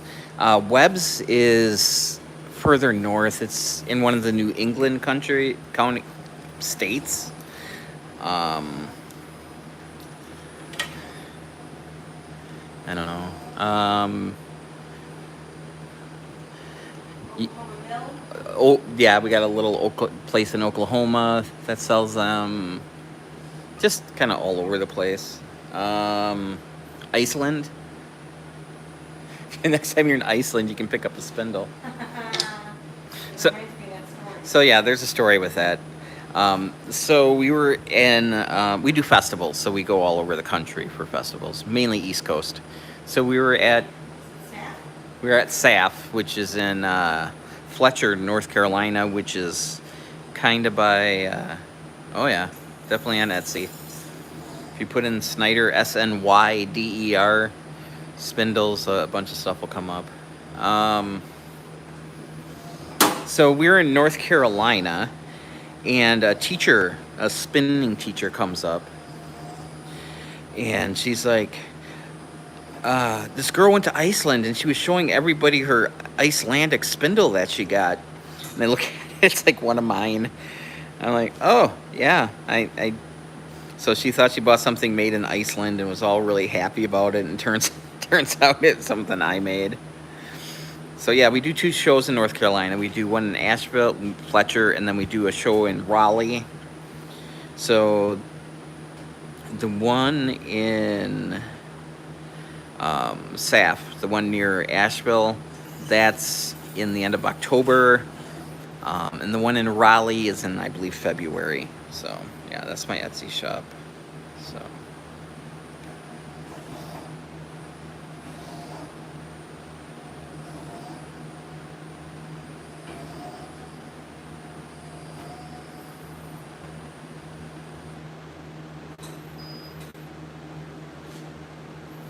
So this store is relatively empty. We only have 97 listings. So.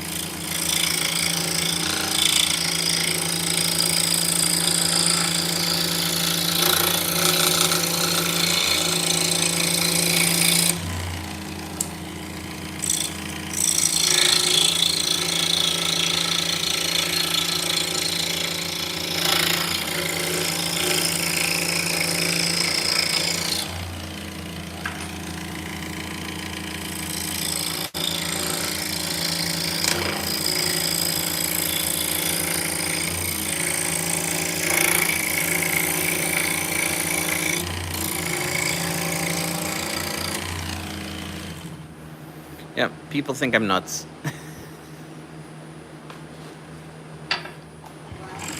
Why? Because this is what I do for a living. Oh, right. Yeah. You can actually pay your bills. Yeah. It'd be amazing.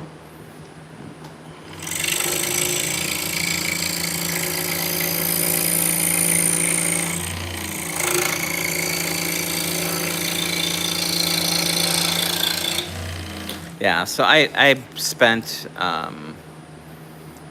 almost 20 years. It was 18 plus years working in factories. I really prefer this to that.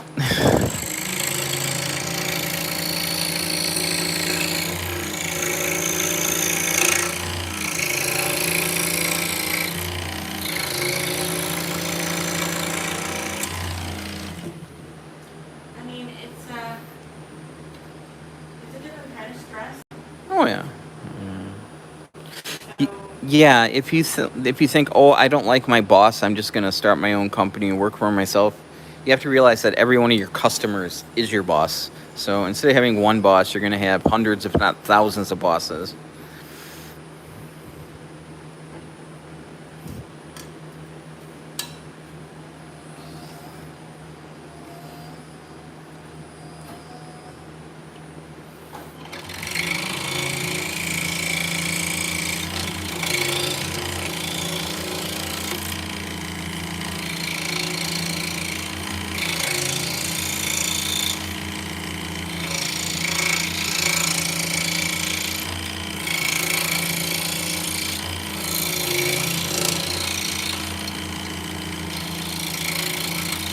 And like I said, it takes a while to build up a reputation.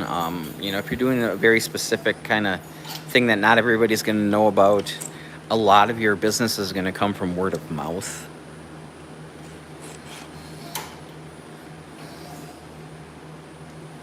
So.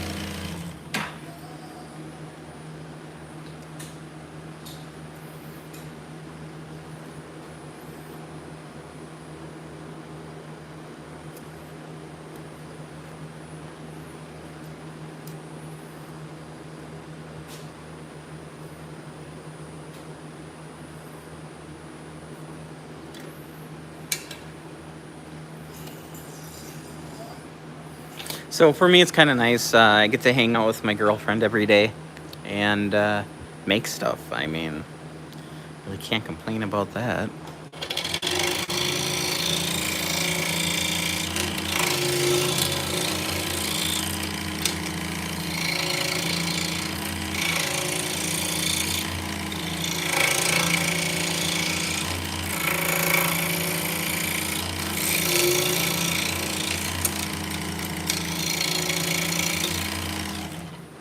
So yeah, I used to sell quite a bit internationally, but that's pretty much dried up, and you can't blame anybody. I mean,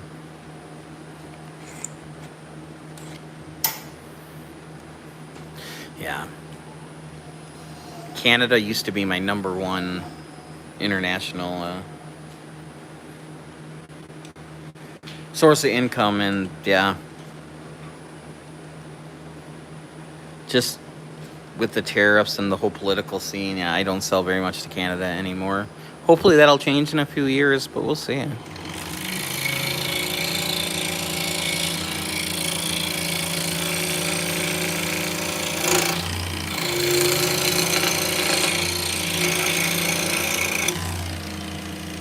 Hey, how's it going?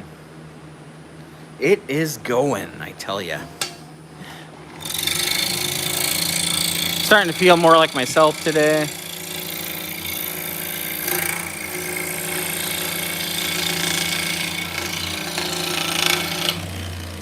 I'm ready for fall. Are you ready for fall? No. No?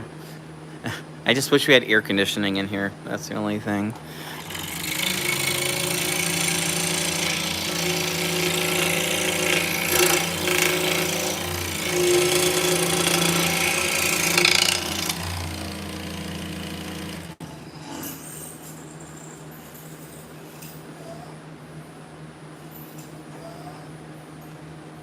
Awesome.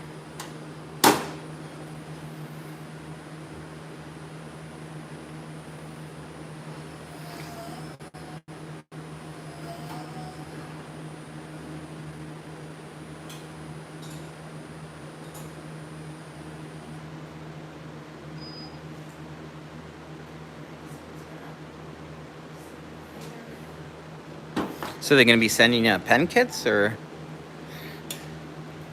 sponsoring videos?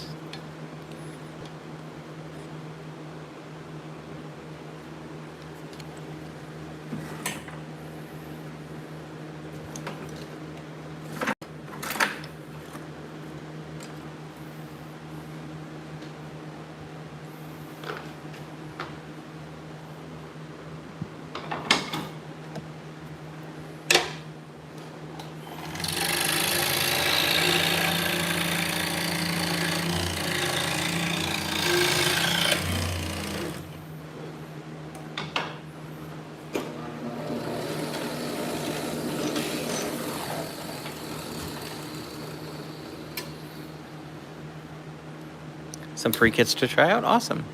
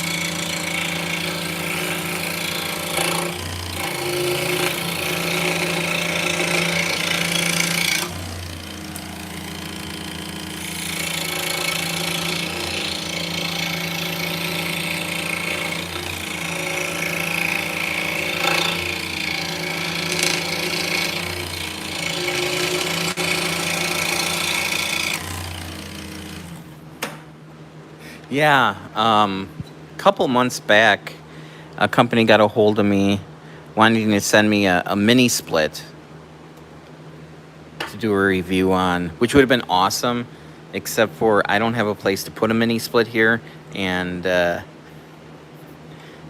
rent, so it would be just a pain, because the way this building is, there's really no area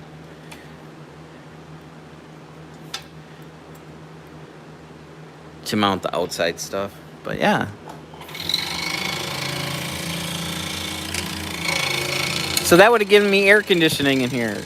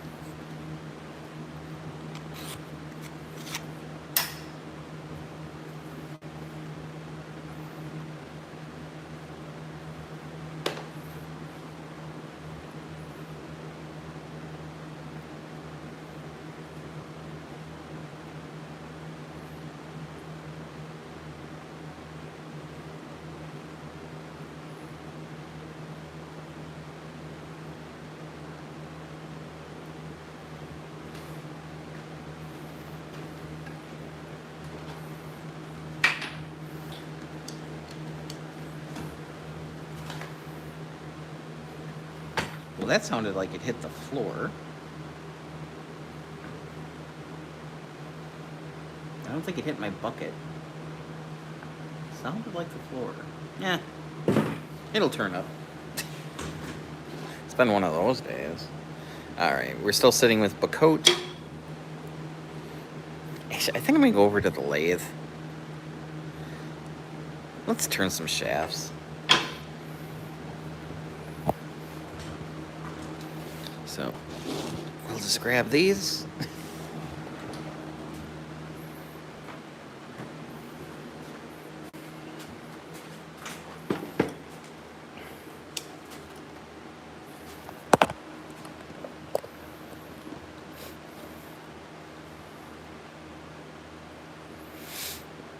So I was turning Russian spindles. Maybe we'll turn Russian to start with.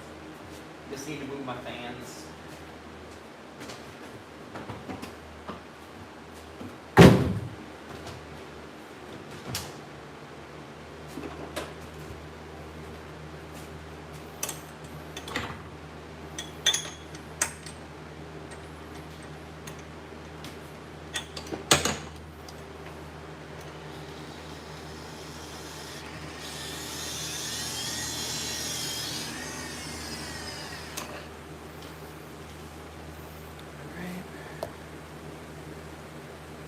Don't think we're going to be able to get the whole thing in here. That's all right.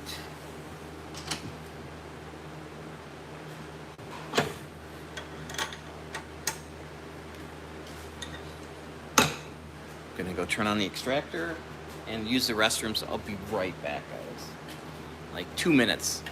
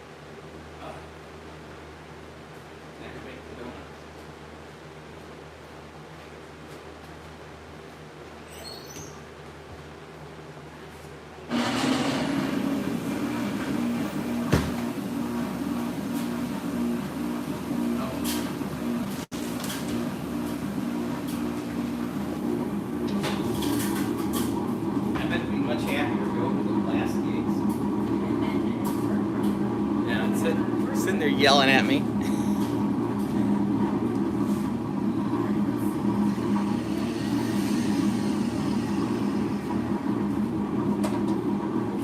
All right, so this is basically what we're making down here. And I'm zoomed all the way out. All right, so this is my template. So I'm going to be using my calipers at specific points. So these are the sizes that I'm looking at. So when I order these, they are oversized a little bit. So the first thing we're going to do is we're going to define the biggest diameter.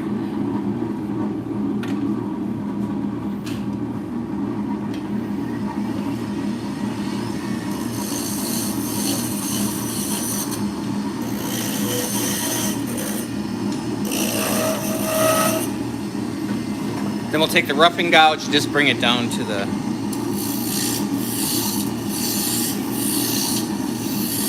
lines we just put in.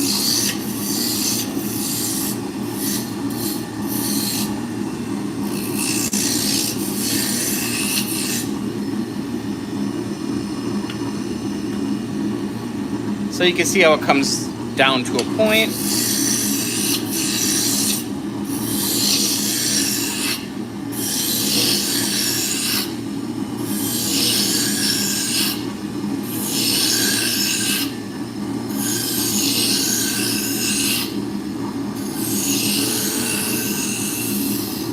So I'm just bringing it down just to about a ½ inch. Now with it spinning, I'm going to back off the tailstock and see how it's turning. And that is turning nice and true, so we're good. If it wasn't nice and true, I would grab my handy dandy coping saw and I would cut it off and then try recentering until I got it to be running straight.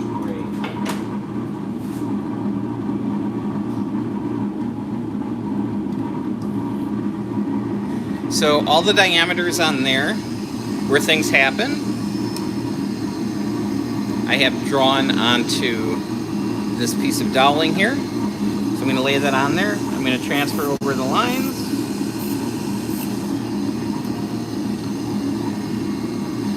So we're going to start with this arc here. We're not going to be using this profile.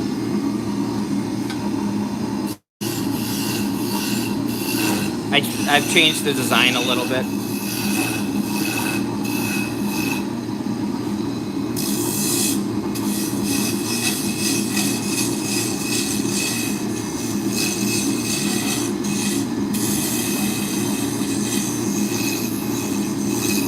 So we're just roughing that in. Now I'm actually going to grab my little carbide here.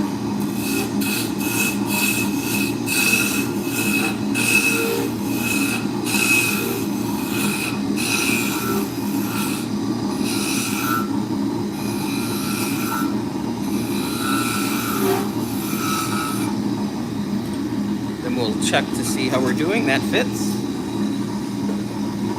Now we're going to define that right now.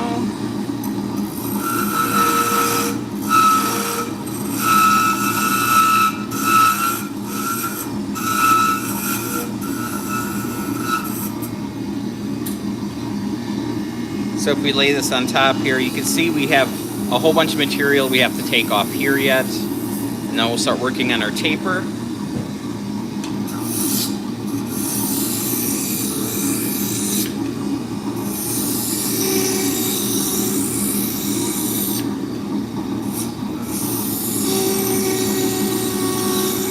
So this is hard maple as well.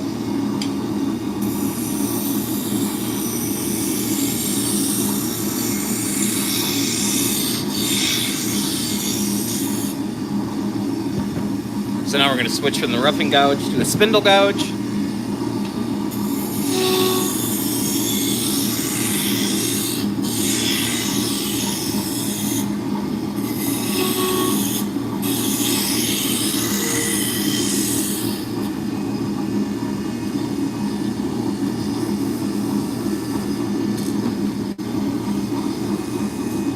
I'm going to mark the bottom.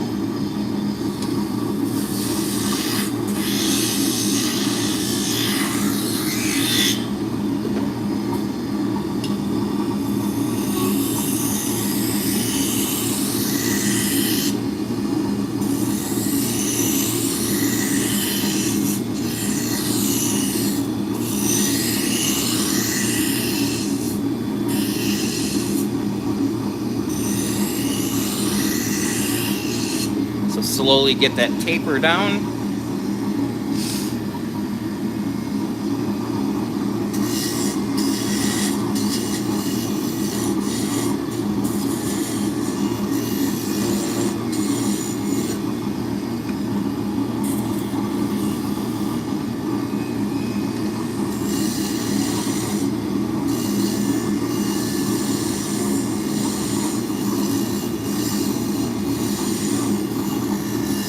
So I'm bringing that down to about 3/8 of an inch. I'm going to leave some meat on there yet.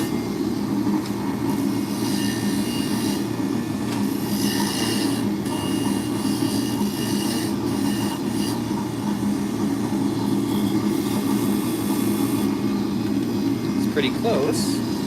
We'll turn the speed down, give it a quick sanding.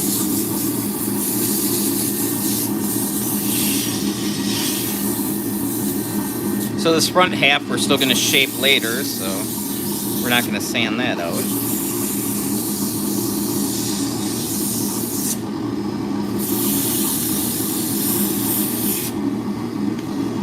So I'm feeling for rough spots. There's a little rough spot right there.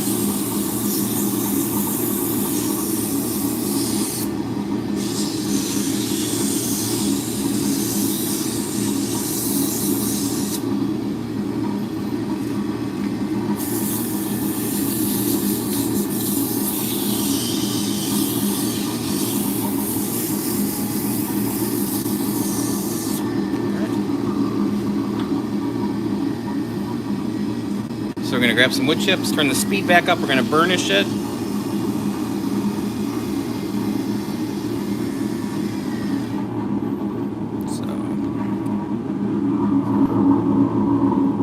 So with the burnishing, you can see the light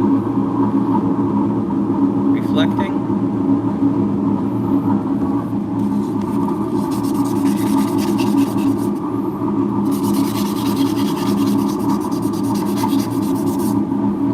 That's part of the wood, so we're not going to get too concerned about that.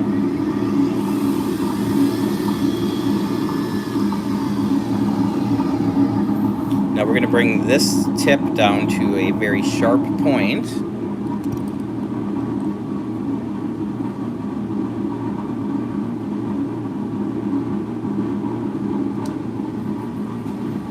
So I'm going to be using my skew. I'm going to be using it as a scraper and just gently bringing it down.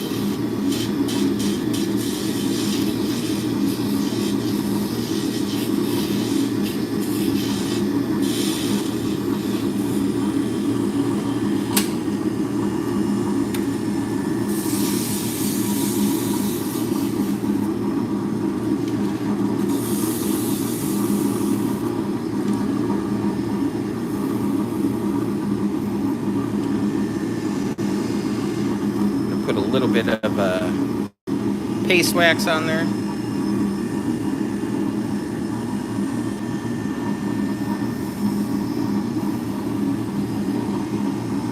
Now we're going to shape the end here. So right now it's just being supported on the end.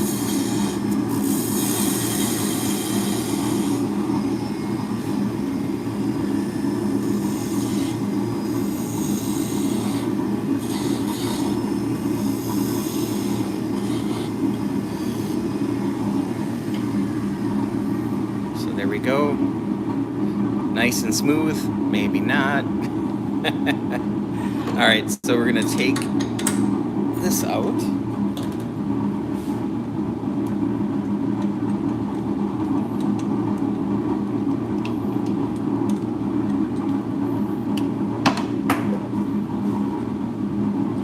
So I made this little, basically it's a collet. It's made out of TPU. So bring that in. So So you can see there's some wiggle wobble room in there. We actually want that.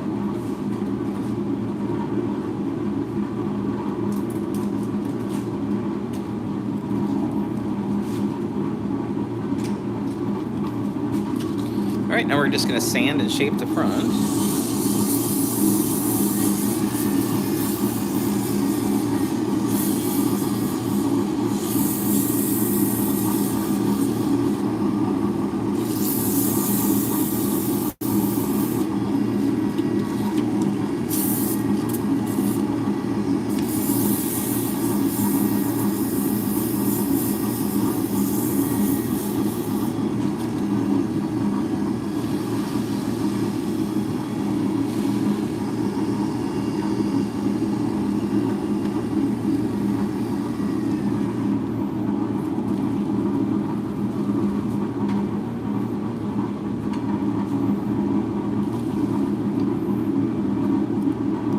See if there's a decent spot to put this. I doubt it.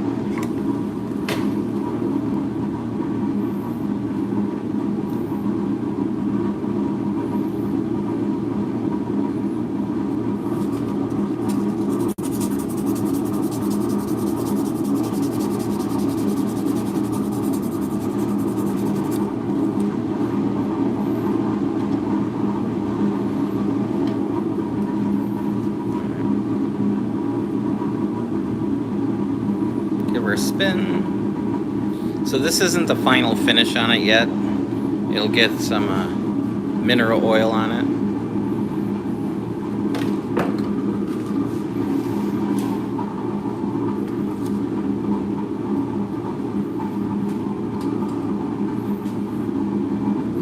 So you put it in the bowl, you spin it. It's nice and smooth. That's what we're looking for. Piece of garden hose may work better.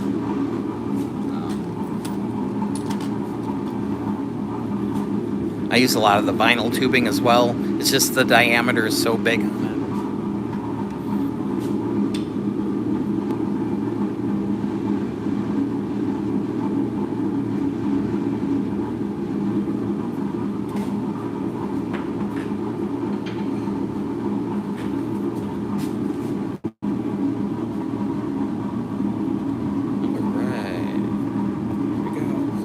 We'll make a cherry one next.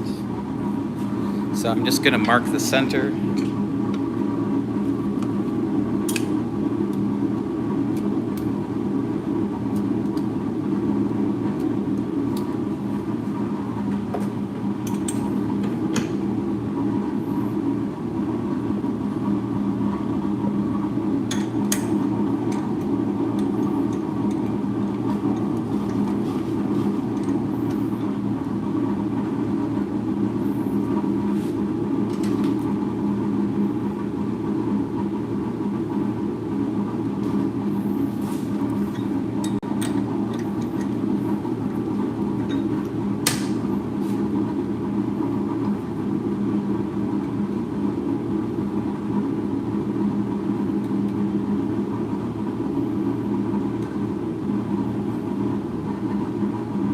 All right, start it up. Now I'm going to put my live center in.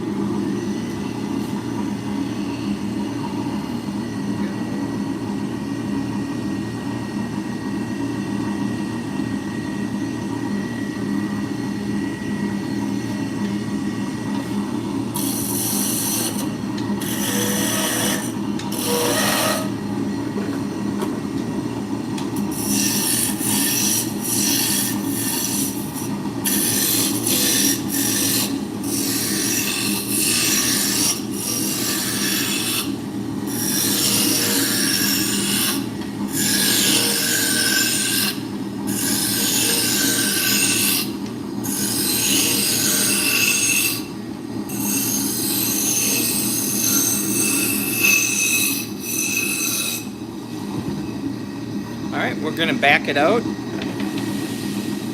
with it running, and it's running good, so. Welcome back, snowboarding kit.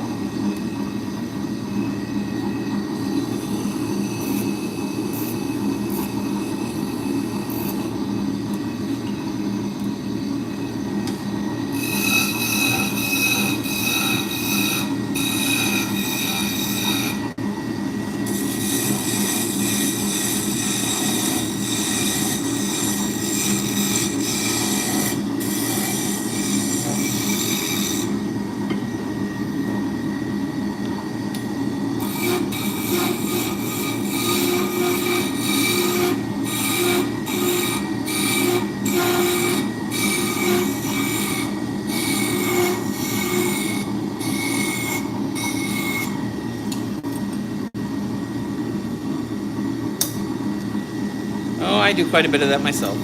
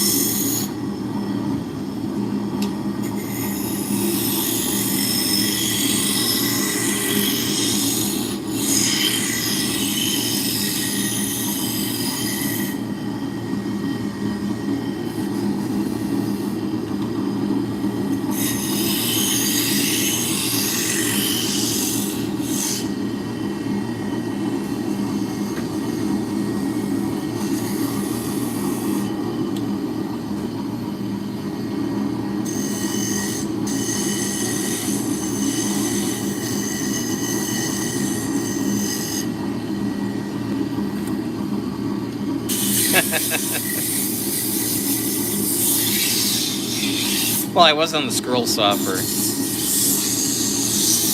over an hour, but yeah, we're on the lathe now.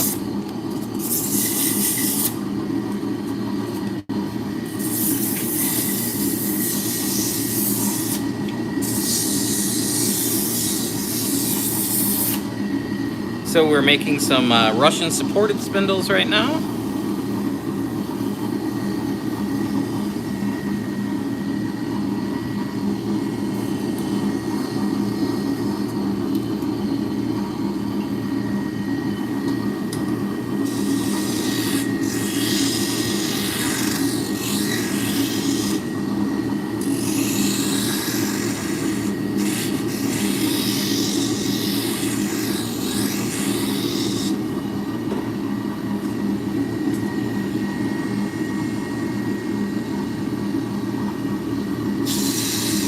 Oh yeah.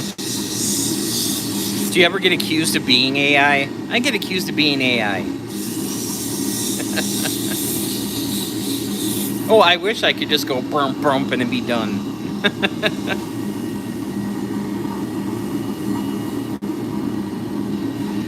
What really bugs me is the AI videos for like CNC machines. Like, buy the CNC machine. Why the hell would I buy something that you didn't even film you using it?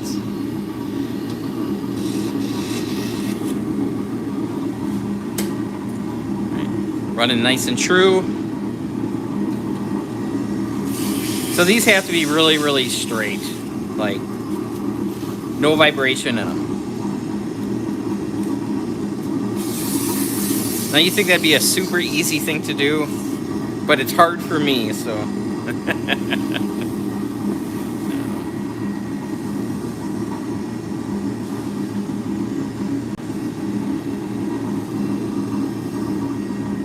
we go, put some wax on it. This will get a mineral oil finish.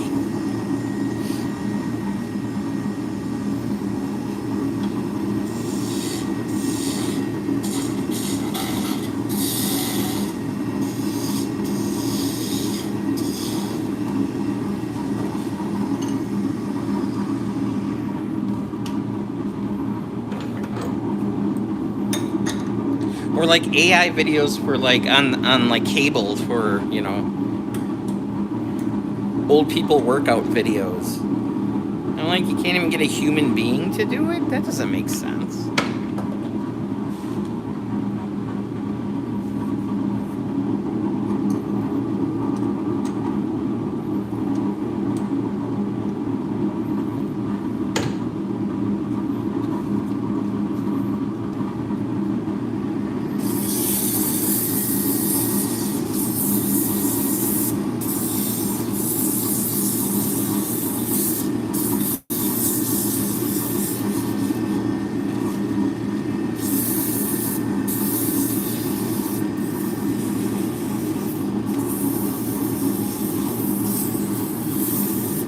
Boy, if you come into the channel right now, you probably think I'm making something entirely different.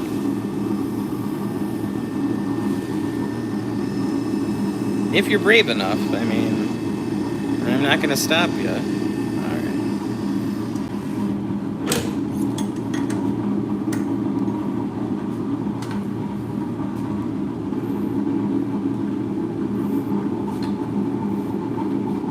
British Petroleum. All right, give her a spin.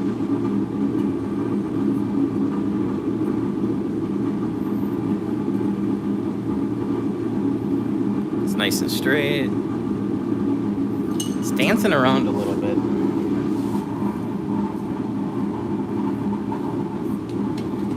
So we're gonna redefine the tip a little bit. Just the tip. Wow, it's like innuendo central. All right. So I listed 4 cherry brushes. Okay. You see they're on the table over there?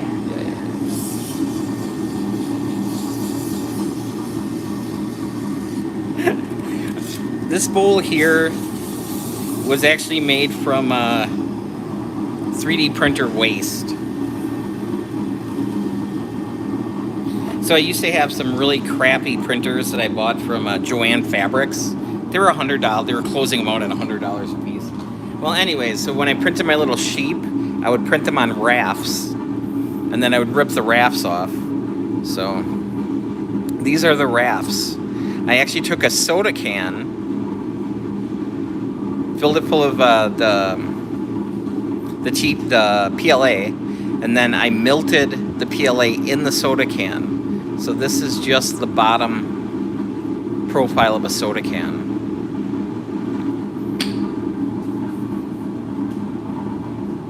You make big bowls and pens and stuff in your life? Sweet. Yeah.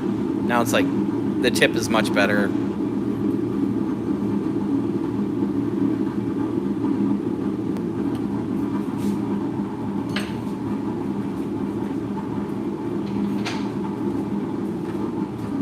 Yeah, I do a lot of spindle work.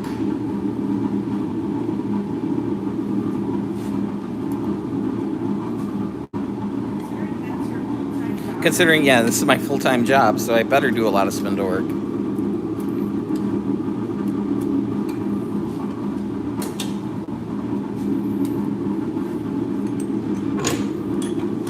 So yeah, I don't make those to sell. This one's just mine.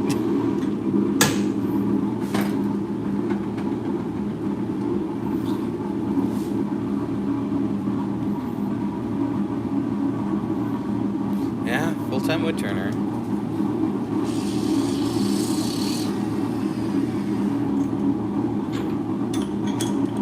So I make little things. I make drop spindles is my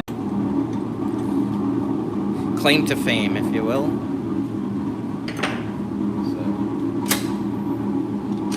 And since I make smaller things, I don't need a full-size lathe. So do a little shop tour. So yeah, so my main lathe I use is this little Uno Revo 1216. Hey, I appreciate it. So it is. It's a midi size, so it's not a pen lathe, but it's not a full-size lathe. And then yeah, it's like 4 feet long. And then I sharpen with CBN wheels. So we'll come over here. So this is my older Rikon. I don't even remember what the model is. It's a 70-220 variable speed. You have a Grizzly 16x47. Awesome. Yeah, I don't make huge things, so I'd feel bad having a, like a full-size Powermatic and then, use like that much of it. So yeah, buffing wheels. I've been working with a bunch of Dymalux, so the resin impregnated stuff. So I got some shafts made out of that. So, all right. So yeah, this is my little turning area. So this is also my backup lathe if anything happens to that. We're having some issues with the roof, so everything's kind of pulled out. Make something big that you enjoyed. There you go. Little sanding station here. Everybody needs a chop saw. Little drill press. This is my main. And you sell those? I do. Yes. So that's my main scroll saw there. Come over here, just cheap little router table. Then we got the CNC machine. little bandsaw, little table saw. Then we got the 3D printers up there. Dusty photography area. Got a little CO2 laser hiding back there. We got the X-Tool F1 little galvo lasers. Yeah, I'm a spindle maker. I sell a lot of drop spindles and other fiber tools. I got an S1 sitting here. Oh yeah.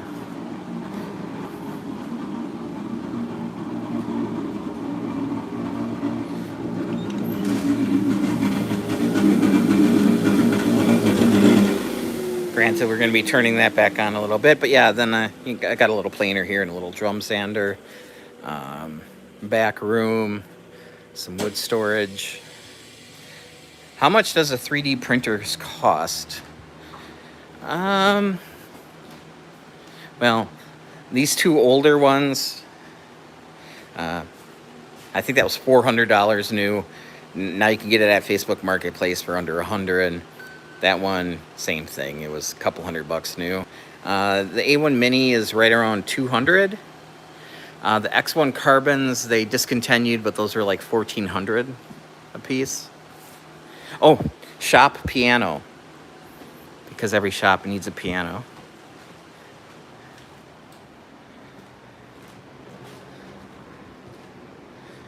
See if the mail's gone.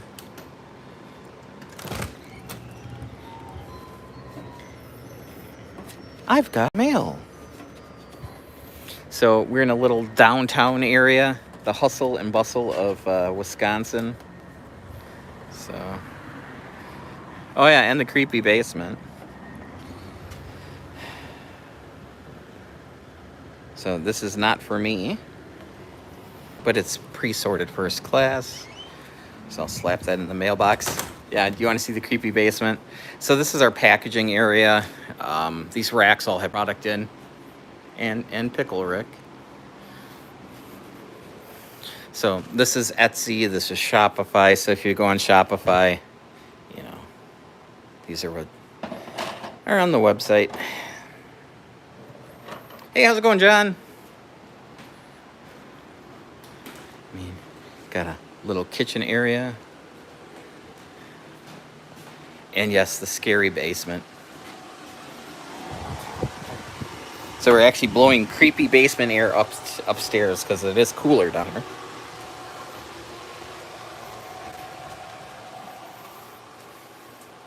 So yeah.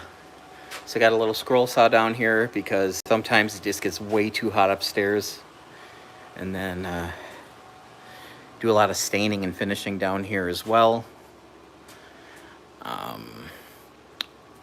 So when I was growing up, there used to be, what do the spindles sell for? Anywhere between, I don't know, 24 to 100, depending on what they are. So in the basement here, there was a silk screening shop. So that's where they washed out the screens. So that whole back is emulsion.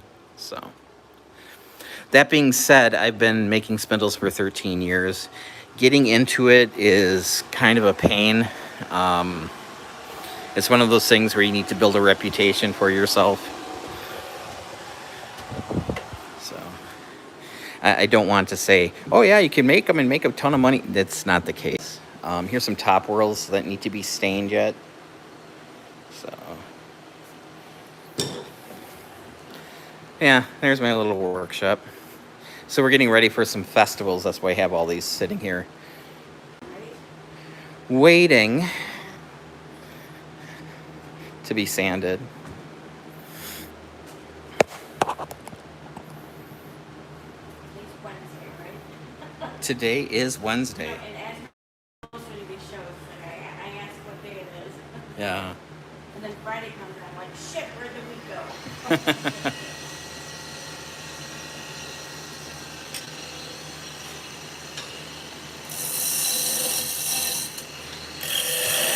I think we'll bust out this cherry one and then start making some shafts for the Turkish spindles we cut out. Gotta go turn my exhaust on. Food sounds good. I skipped breakfast this morning. I was hoping Vicky would make breakfast, and it never happened. You like the eggs on Actually, I'm just gonna hold off the one. Are you sure? Yeah.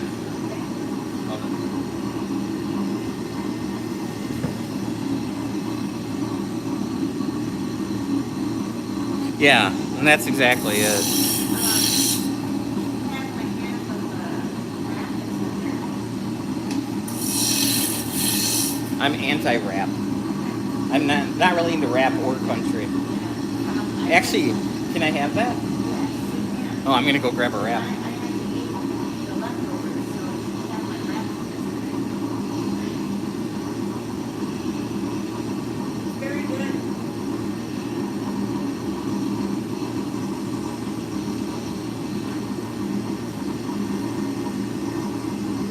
I always wanted it.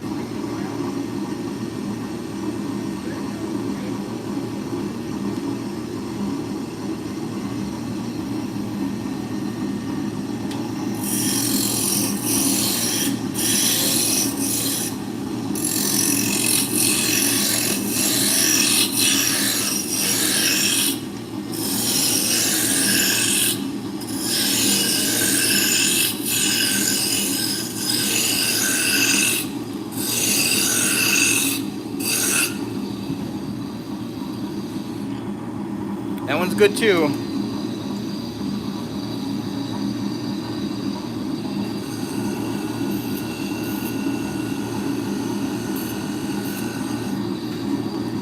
This is possibly the worst story stick in the world.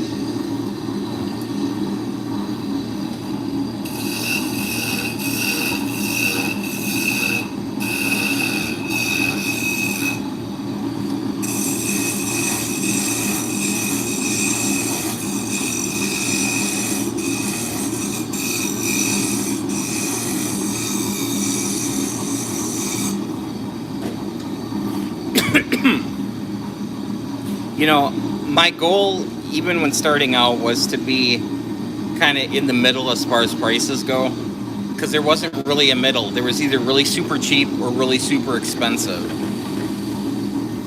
You know, I believe this goes for 30 for me, but if you buy it from another maker, it would be 60, 80.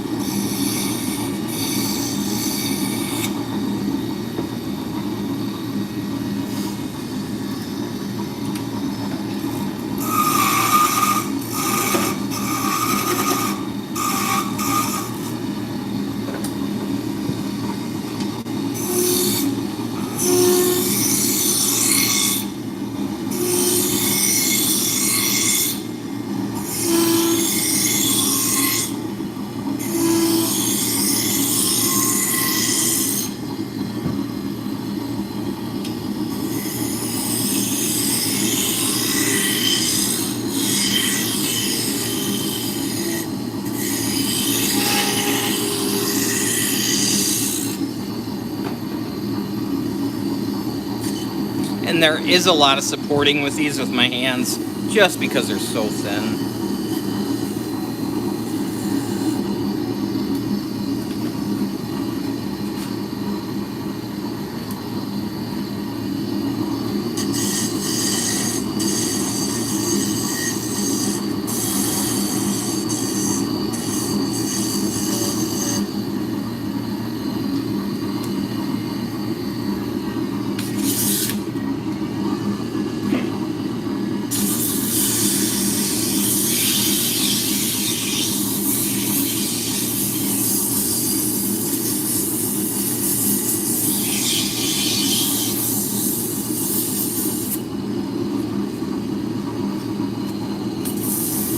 That would do it. That's a lot of sugar.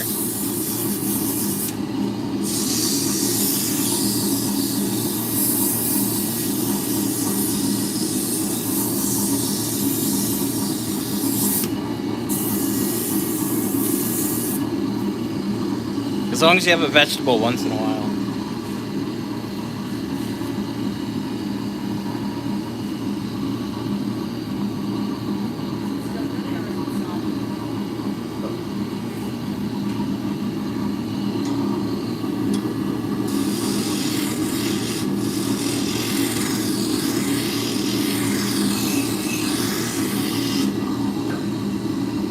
Yeah, these are definitely not my bread and butter.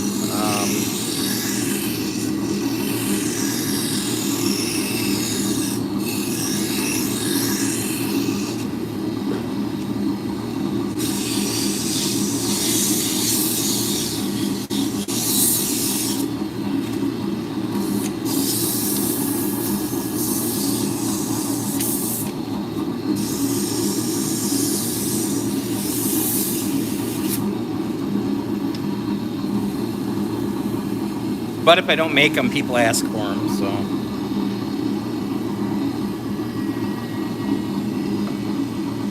Thanks, John. I appreciate it.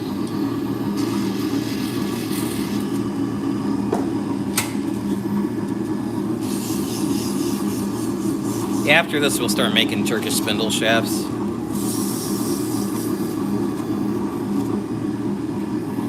So I've been waiting on the doweling to come in for these. What's that? Yeah.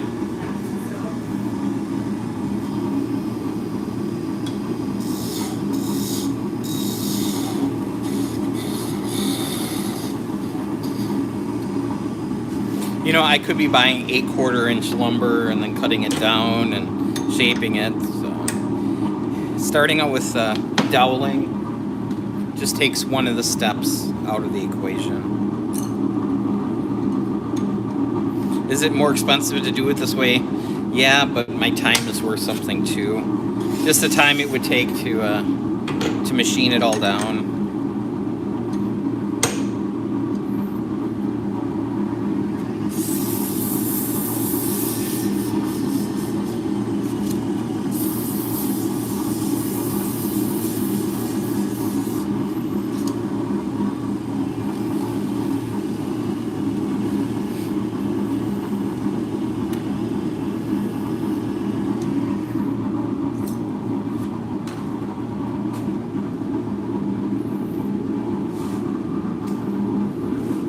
Give it a test spin.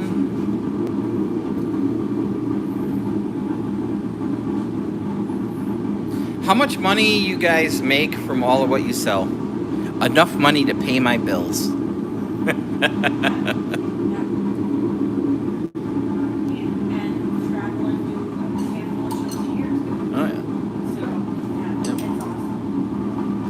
I will never have a big monocle like the Monopoly man never had. No, but I consider us professionally pay our bills. Yeah.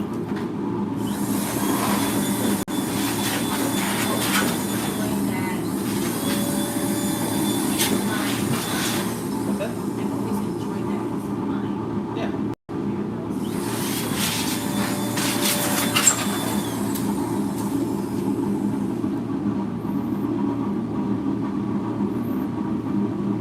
So, yeah, we really don't go over finances, but yeah, I'm comfortable. But, you know, I'm also working. Right now, I'm working probably 12 to 14 hours a day, 7 days a week. You choose to do that. I do choose to do that. So,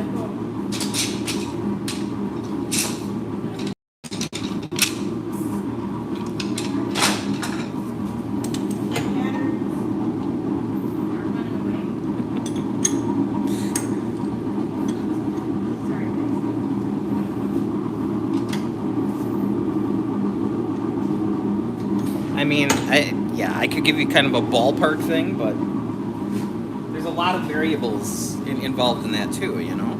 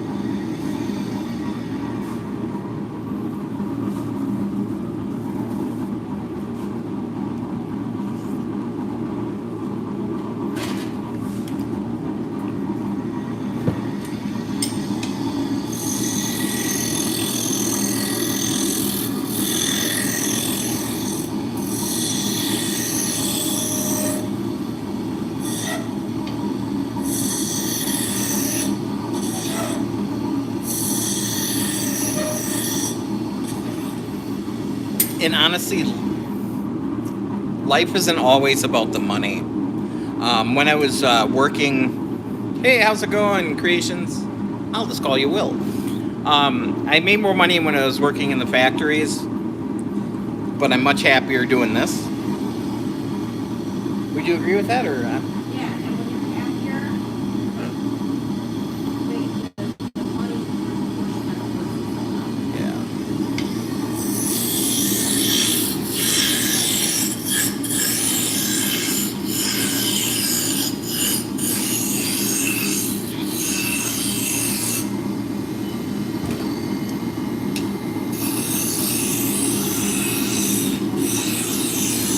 yeah, and honestly, we wanted to take tomorrow off.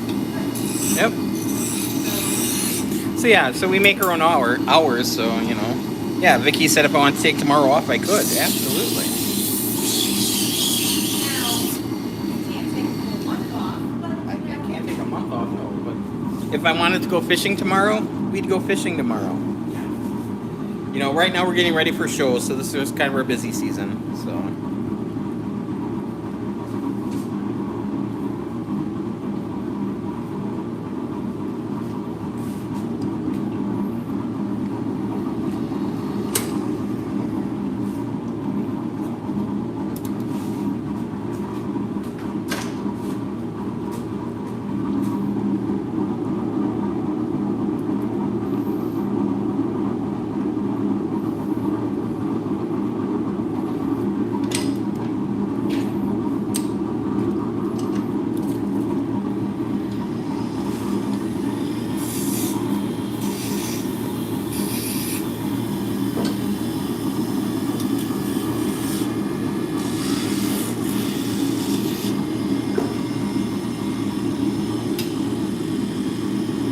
Morning, Dan. How's it going?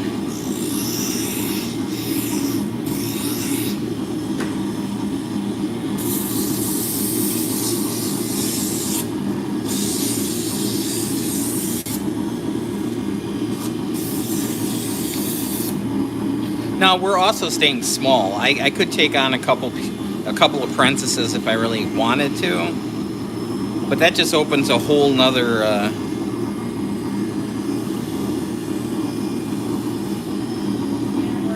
A whole big can of worms that I don't want to deal with.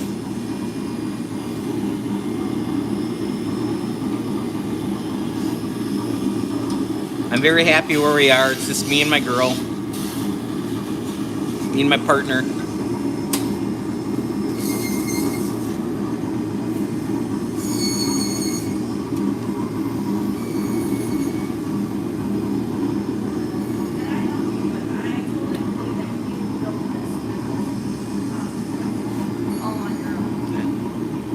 I think so.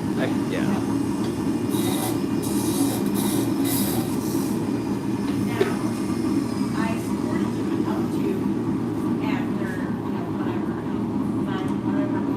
Yeah.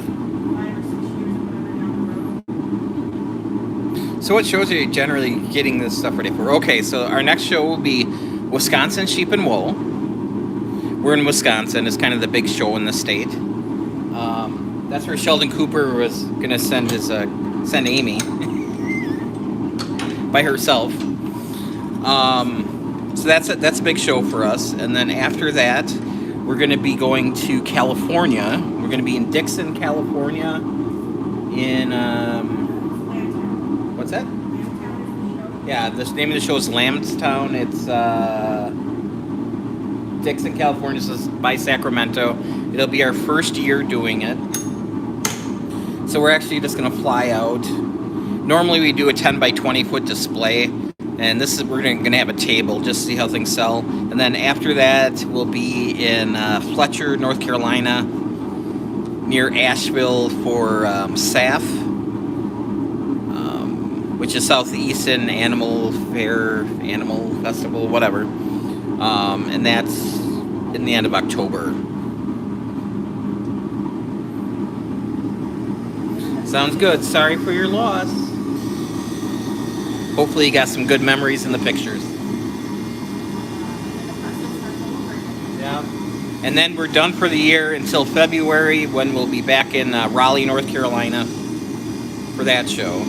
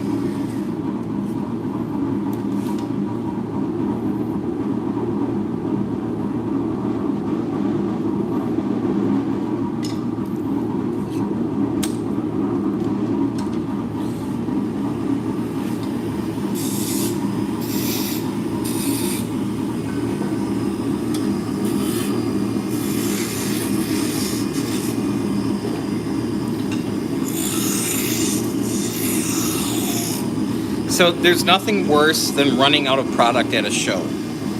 So I tend to bring twice as much as I think I can sell.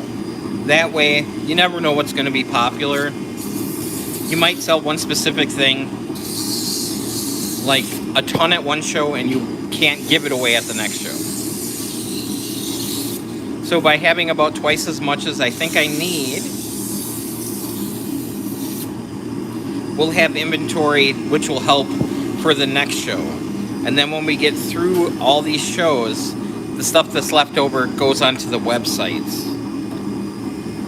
So it's kind of getting the work done now, and then you can take it a little bit easier. Because when you're doing shows, you know, you're traveling, you're got a whole bunch of other things to worry about.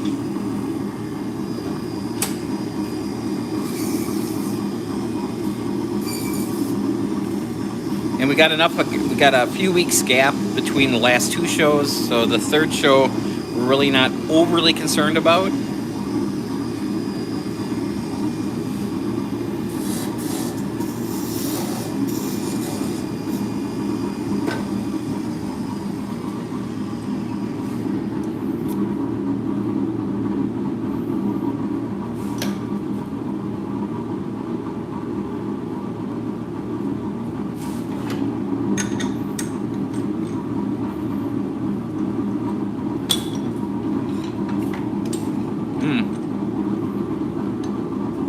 So I'm able to get a smaller shaft out of this piece here.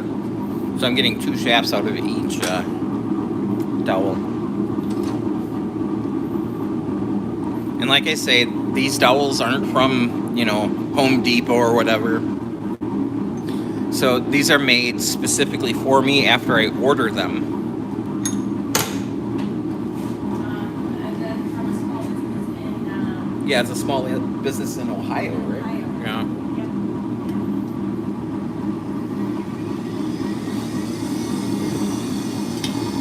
So these are coming off big machines, so they're not necessarily straight. So we get them oversized so we can true them up.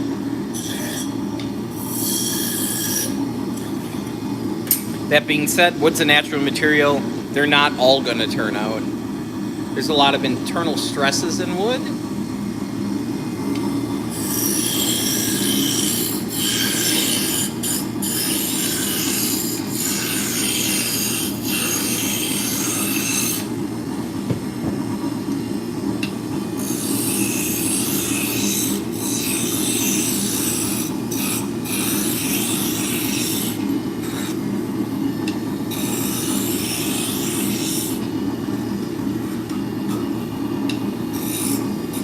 So this stuff is kiln dried, so there's nothing living in it.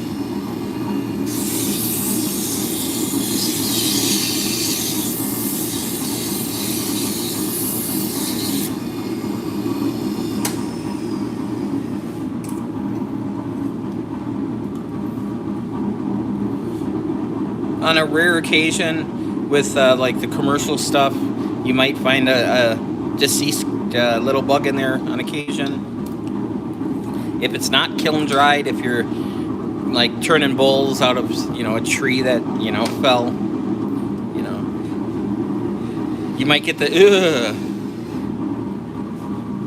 you might get a beetle crawling out on you.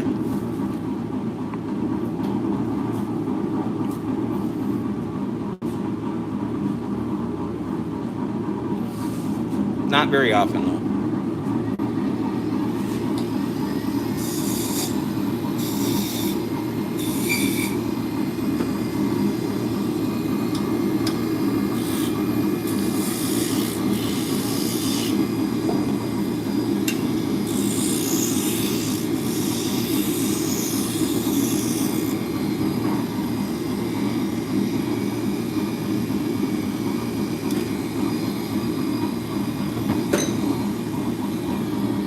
Alright, my wire just broke, so I'm going to snip it and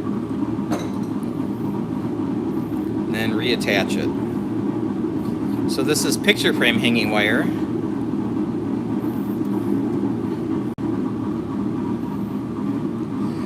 Termites know those larger beetles, those boring ones. Yes.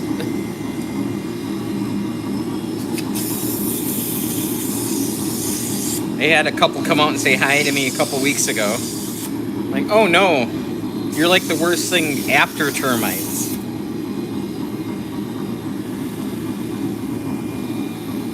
So the rest of that walnut that I have is gonna sit around until it freezes. And then it's going in the fireplace.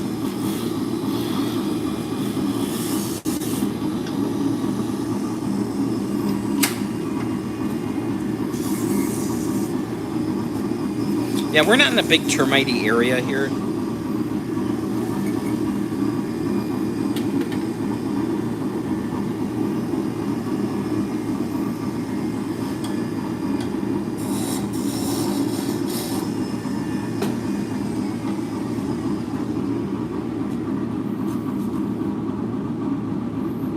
What's wrong with it? It's got those beetles in it.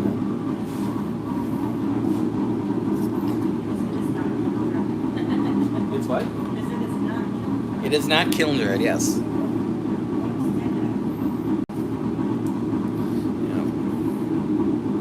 I mean, every tree has bugs. I mean, their own little ecosystem.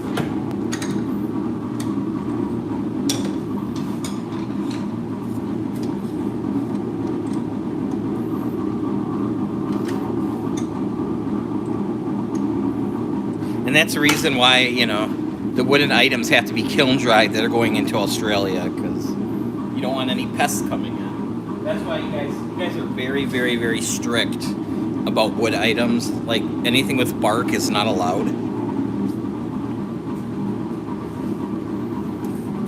You know, one little stupid thing can destroy your whole lumber industry over time.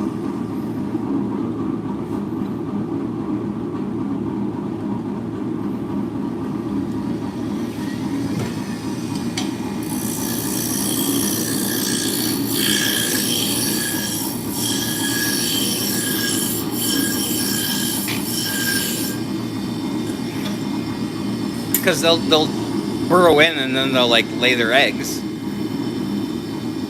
Yeah, you guys have very strict biosecurity, and you need to.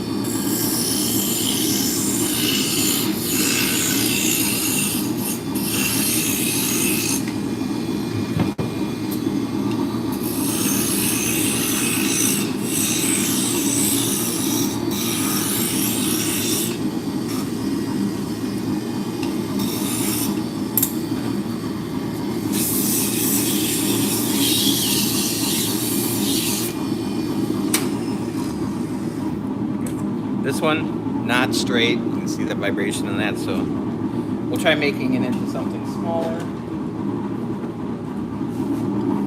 And like I say, worst case scenario, it goes in the fireplace. If we move south, then we'll just throw it in the fire pit. Because everybody needs a fire pit.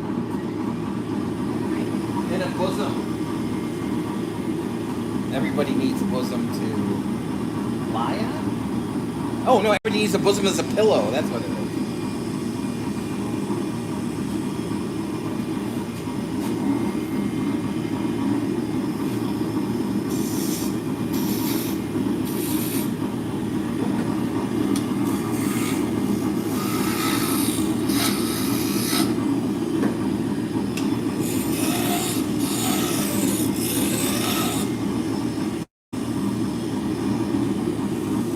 Now that's an obscure song reference. Do you remember that song? Something about the 45?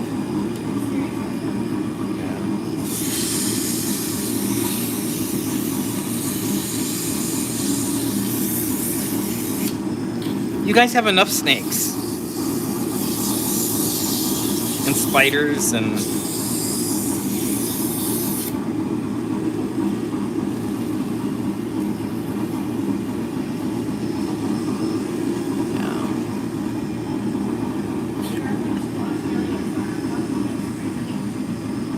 Australia's on our bucket list, is that what you said? Yeah, eventually.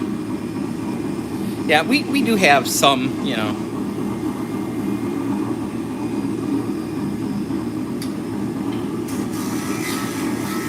When it comes to venomous snakes, there's a lot of regulations on those.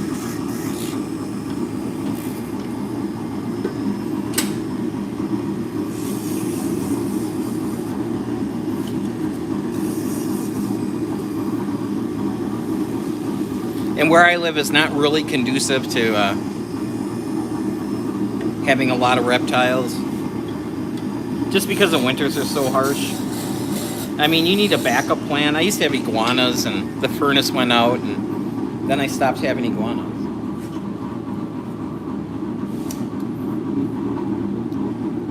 Do you know what the scientific name is for the green iguana? What? Do you know the scientific name for the green iguana?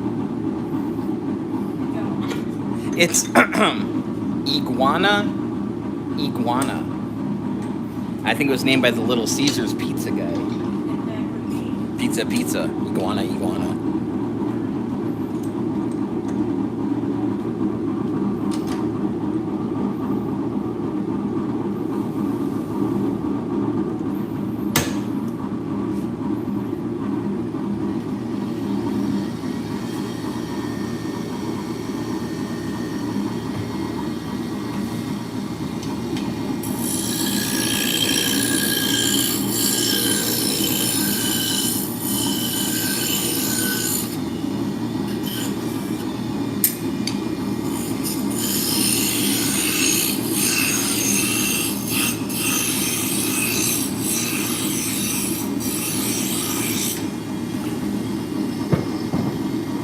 Now in Florida, in the Everglades, they're having snake issues because people are releasing like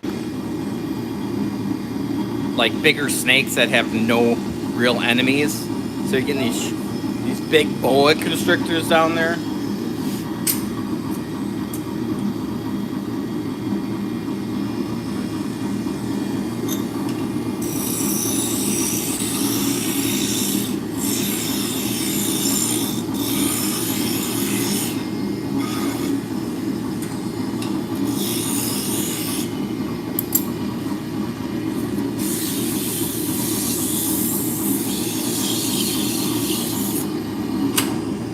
Yeah, it's just like anything, any other, responsible pet owner. There's a lot more into it than what you think, That could be why I don't have a capybara running around. It keeps pooping in my pool.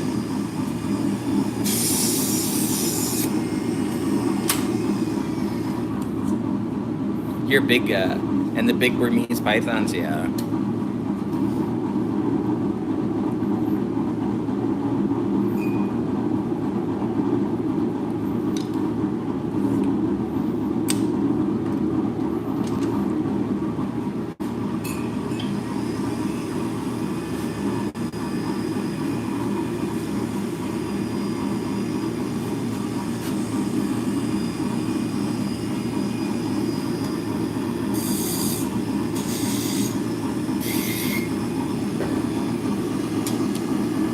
Be like having a big guinea pig.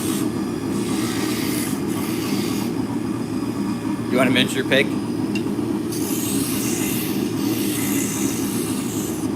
They are cute. And they are smart. What's that? I think so.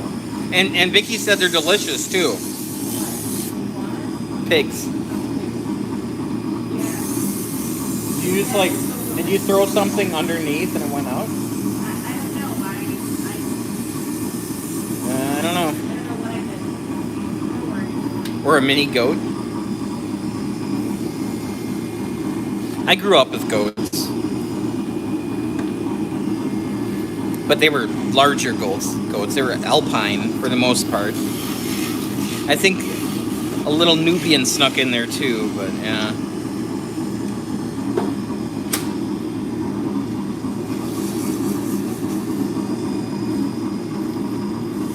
Yeah, both taste good.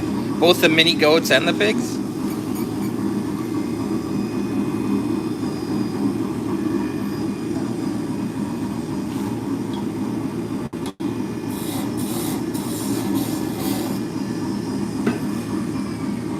There's an 8-inch shaft.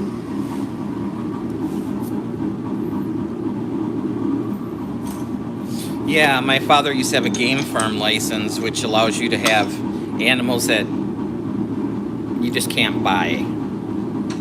So we had pheasants. You need a license to own pheasants. You need a game farm license.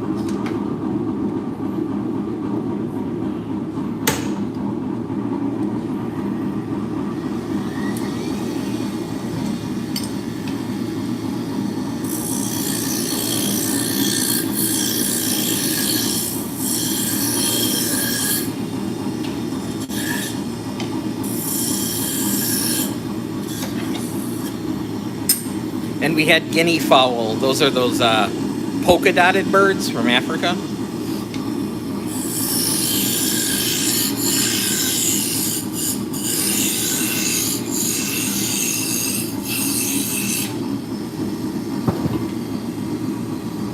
Welcome back. How's Shaq doing today?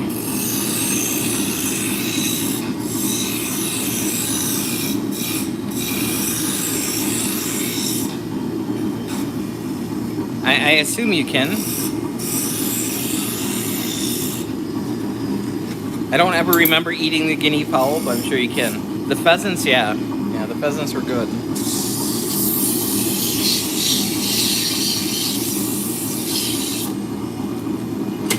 My mom put the foot down. My dad wanted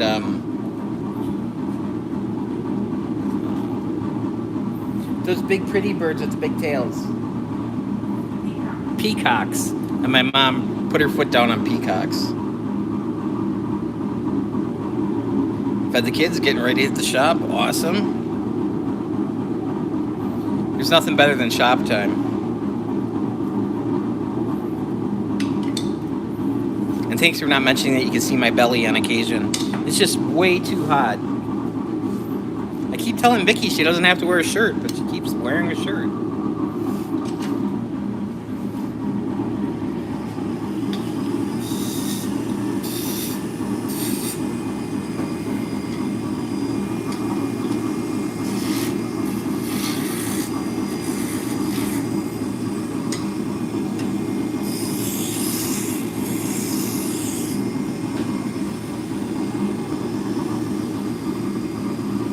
Way too busy looking at my sexy legs. Yeah, that's gotta be it.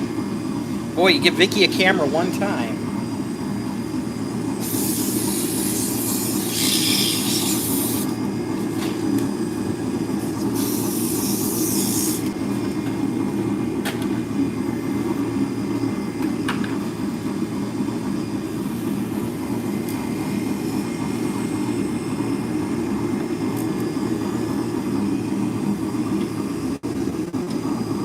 It's got to be from all that walking.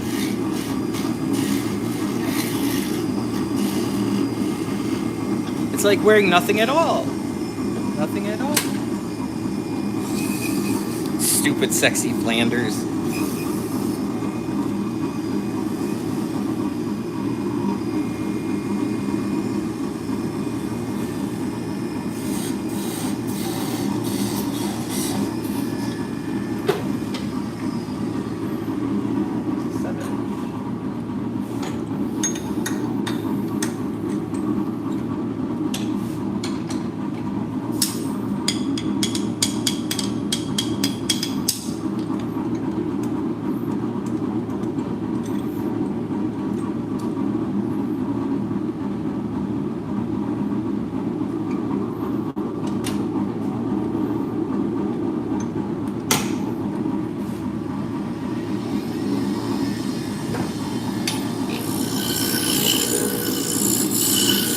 Whoa, Nelly! With the apple bottom jeans and the boots with the fur. Hopped right out of there. This one's not going to turn out now.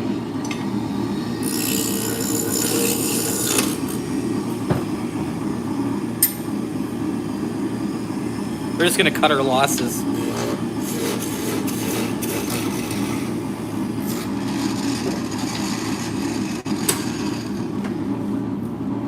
I am impressed that I was able to pull Nelly lyrics out of my ass after I said, "Oh, Nelly."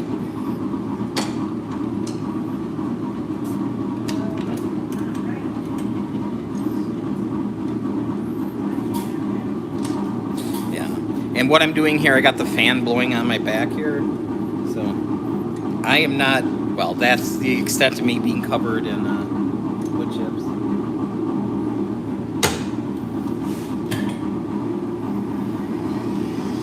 When I'm turning larger things, I will have a shirt and an apron and a face mask on and all that fun stuff.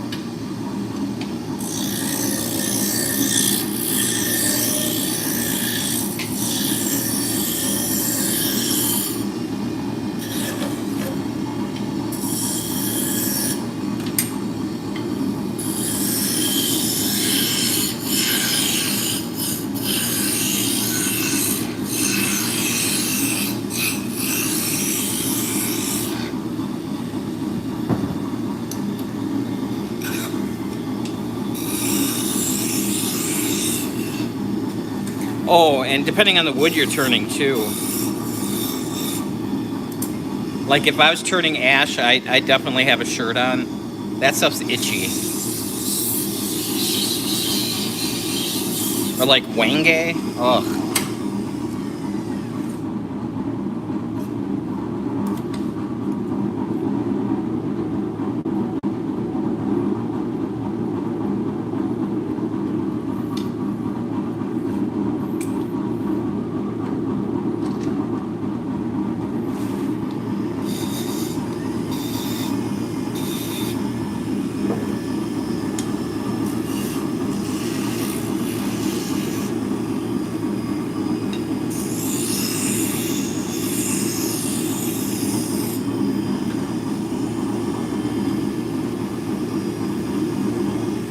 You know, if the spindle thing doesn't work out, I could just make magic wands.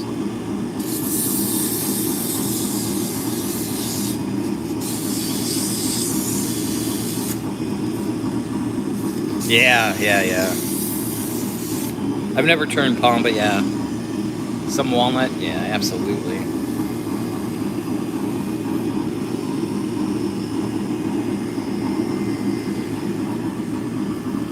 Hey Kay, how's it going?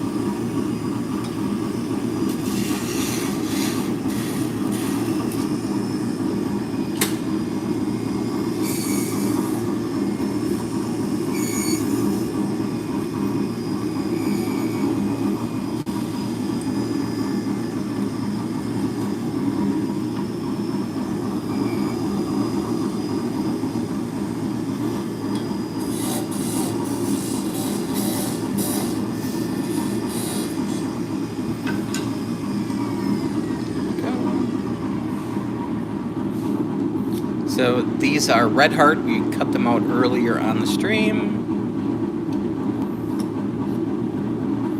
So these are ready for standing and balancing. Hey, thank you much. I'm just just going to break these down real quick. I don't have a huge table next to me. Yeah, so my lathe, it's kind of built around a table next to me. It's very small. It's because this is what I do. You know, if I did, you know, if I turned larger items or whatever, you know, if I was turning outboard, everything would be different. It's just, you kind of set up for what you do.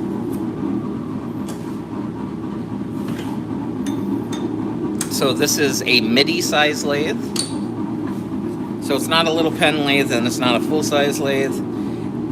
I make smaller items, and this allows me to say, I'm sorry, I don't have a big enough lathe to do that.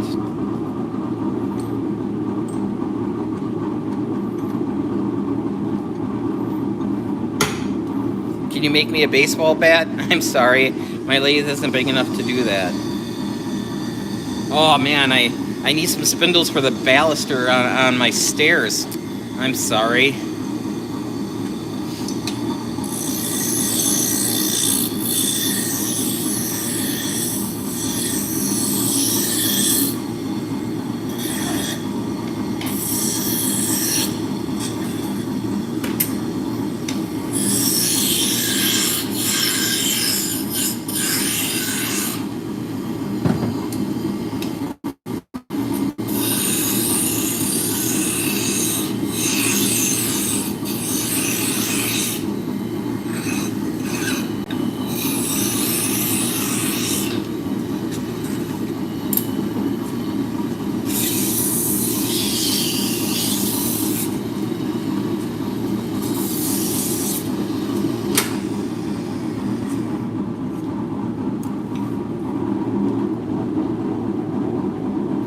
Yep, so for the non-turners out there, this is called a story stick. It just has some lines on it, and I transfer them over, that way I don't have to measure. I put a cutout in here, so this is my test whirl, so I can register against that. That way, they will all sit in the same location.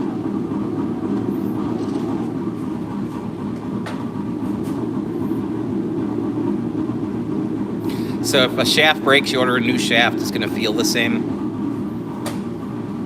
Now, if you're making one for yourself, you wouldn't have to do that. But if you're going to make 10,000 of them, probably a good idea.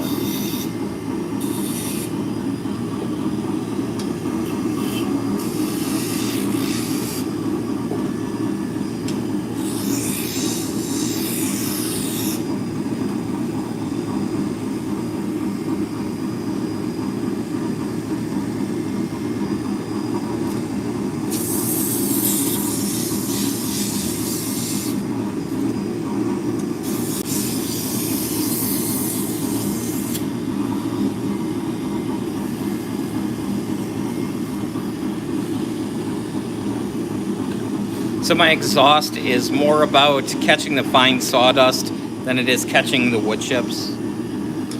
I mean, it's nice when the wood chips go in there, but that's not really what it's for.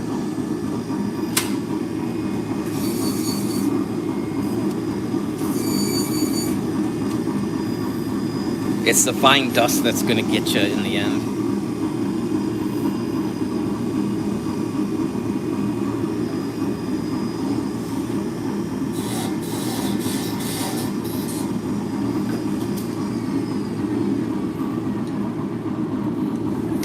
This is the last 8-inch one I need right this second.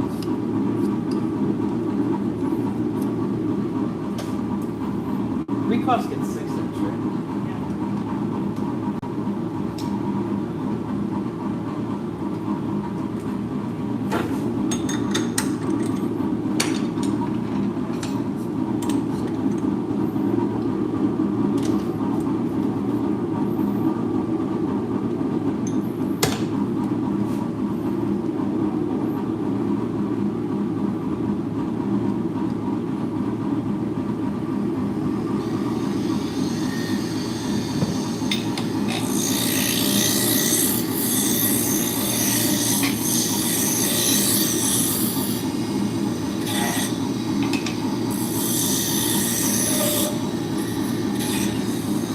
So I'm using these wrenches as calipers. If they fit over, I'm on size.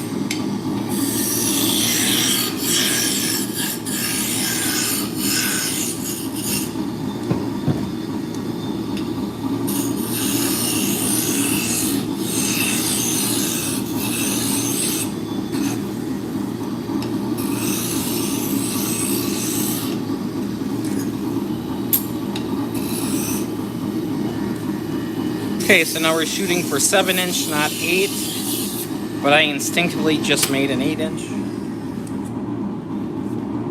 I'm just gonna cut an inch off the top. There we go.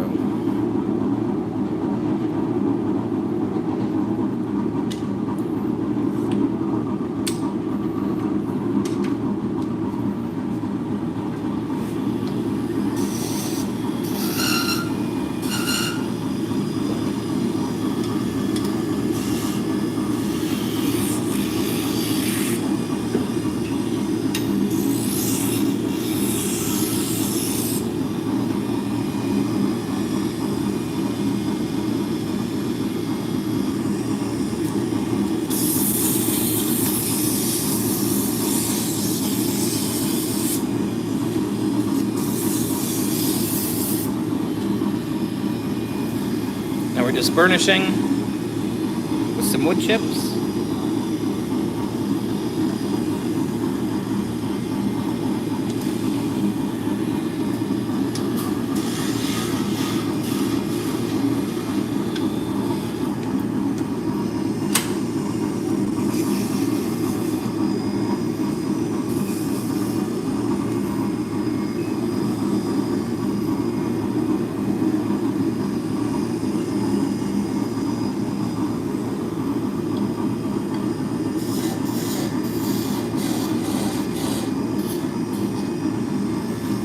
I know this looks like insanity, but Vicky does have spreadsheets and she's keeping track of everything we're making.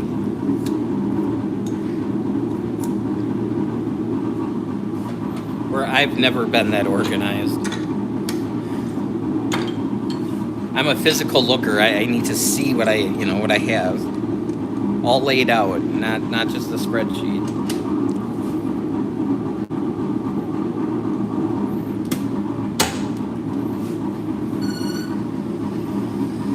All right, this one's iffy.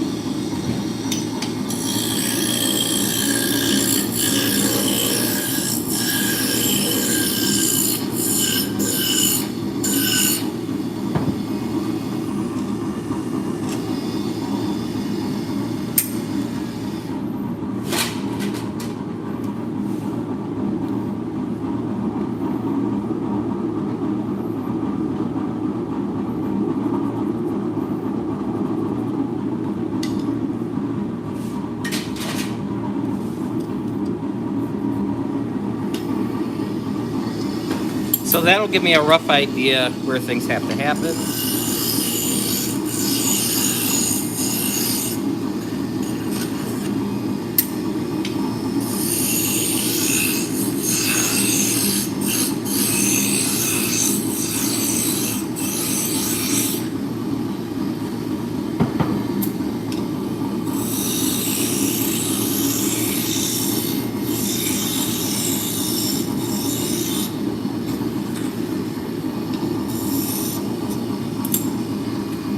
So this tool rest used to be black.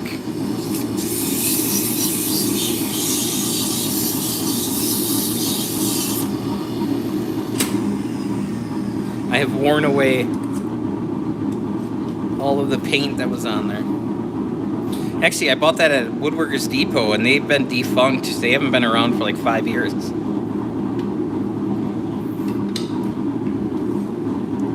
I think it might be time to get a different tool rest. This one is pretty pitted.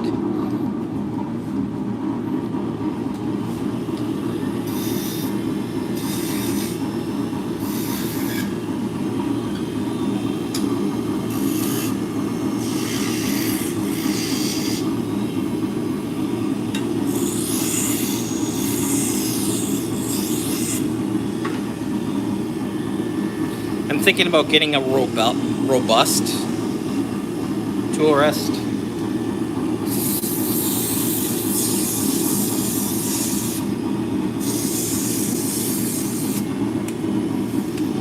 They're made in Wisconsin, a couple hours away from where I live.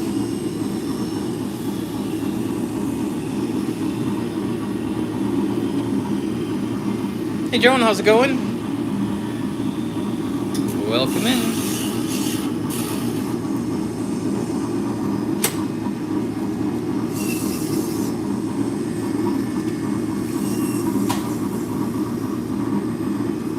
All right.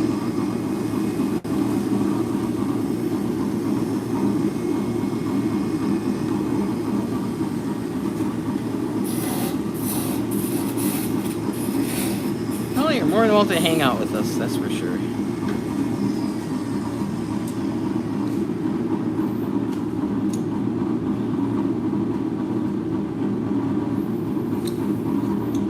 So the next step would be sanding these, rounding over all the edges to make them smooth. Then we would laser engrave the business name and the weight of the spindle. And then they would get a finish. Oh, can you hear that? That's my neighbor. Oh, making a whole bunch of noise.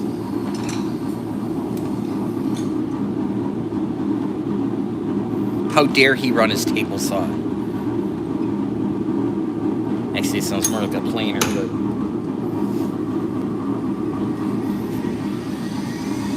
That's a nice thing. The neighbor's also a woodworker, so...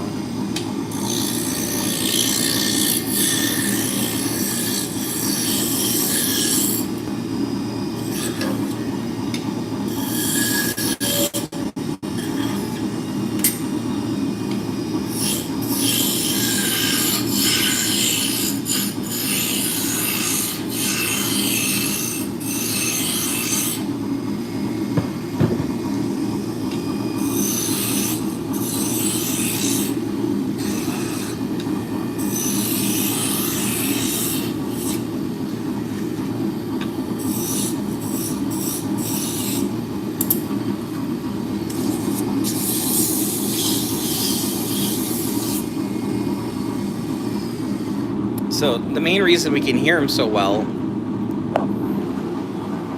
is that's all that's separating us from the neighbor. One metal door.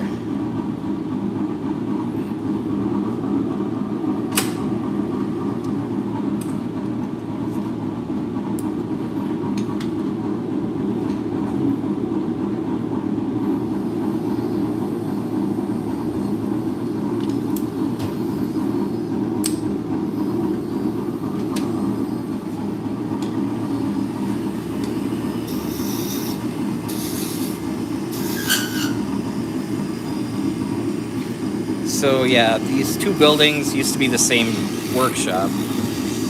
That guy next door used to have both of them.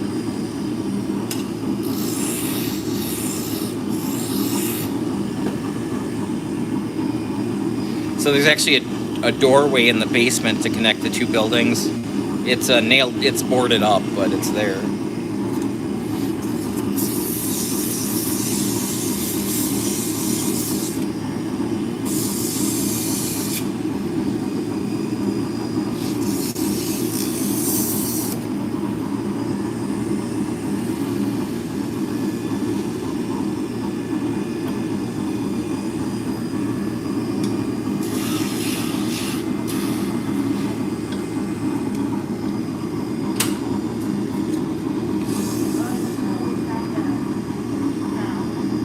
What did I find?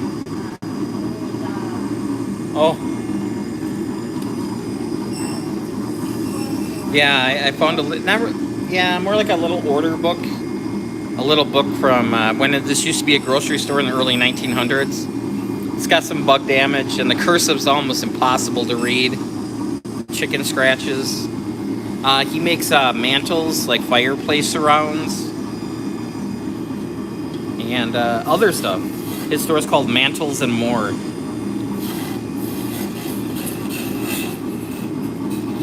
I'm not really quite sure what the more is.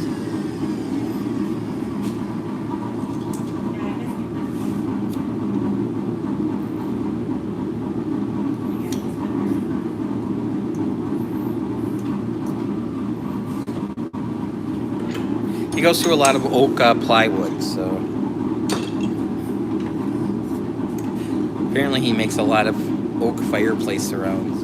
I'm sure he makes shelving and that kind of stuff too.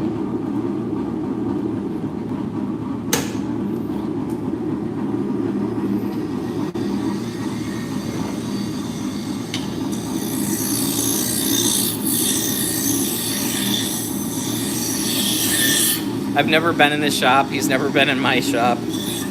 He's like the perfect neighbor.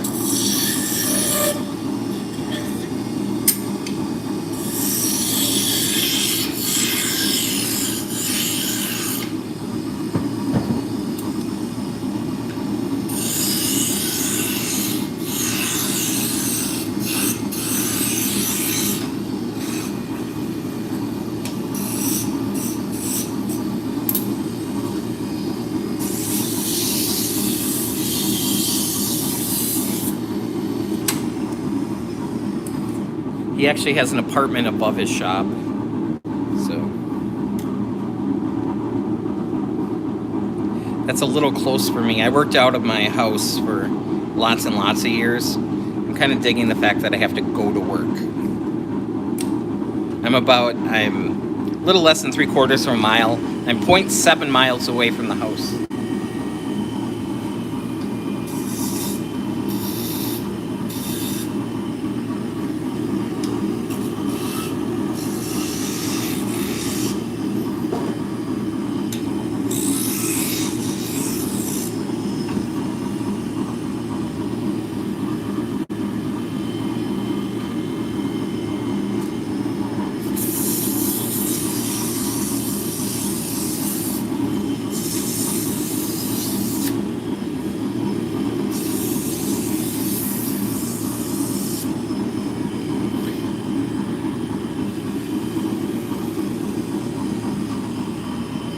Yep, so spindle for making yarn.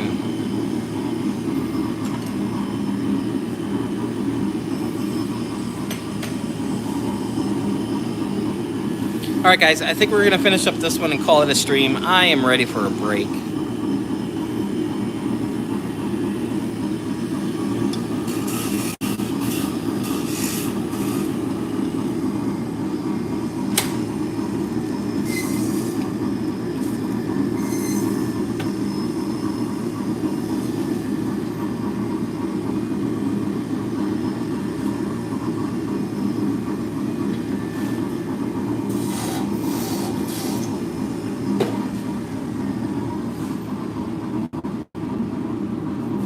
All right, guys, thanks for hanging out with me.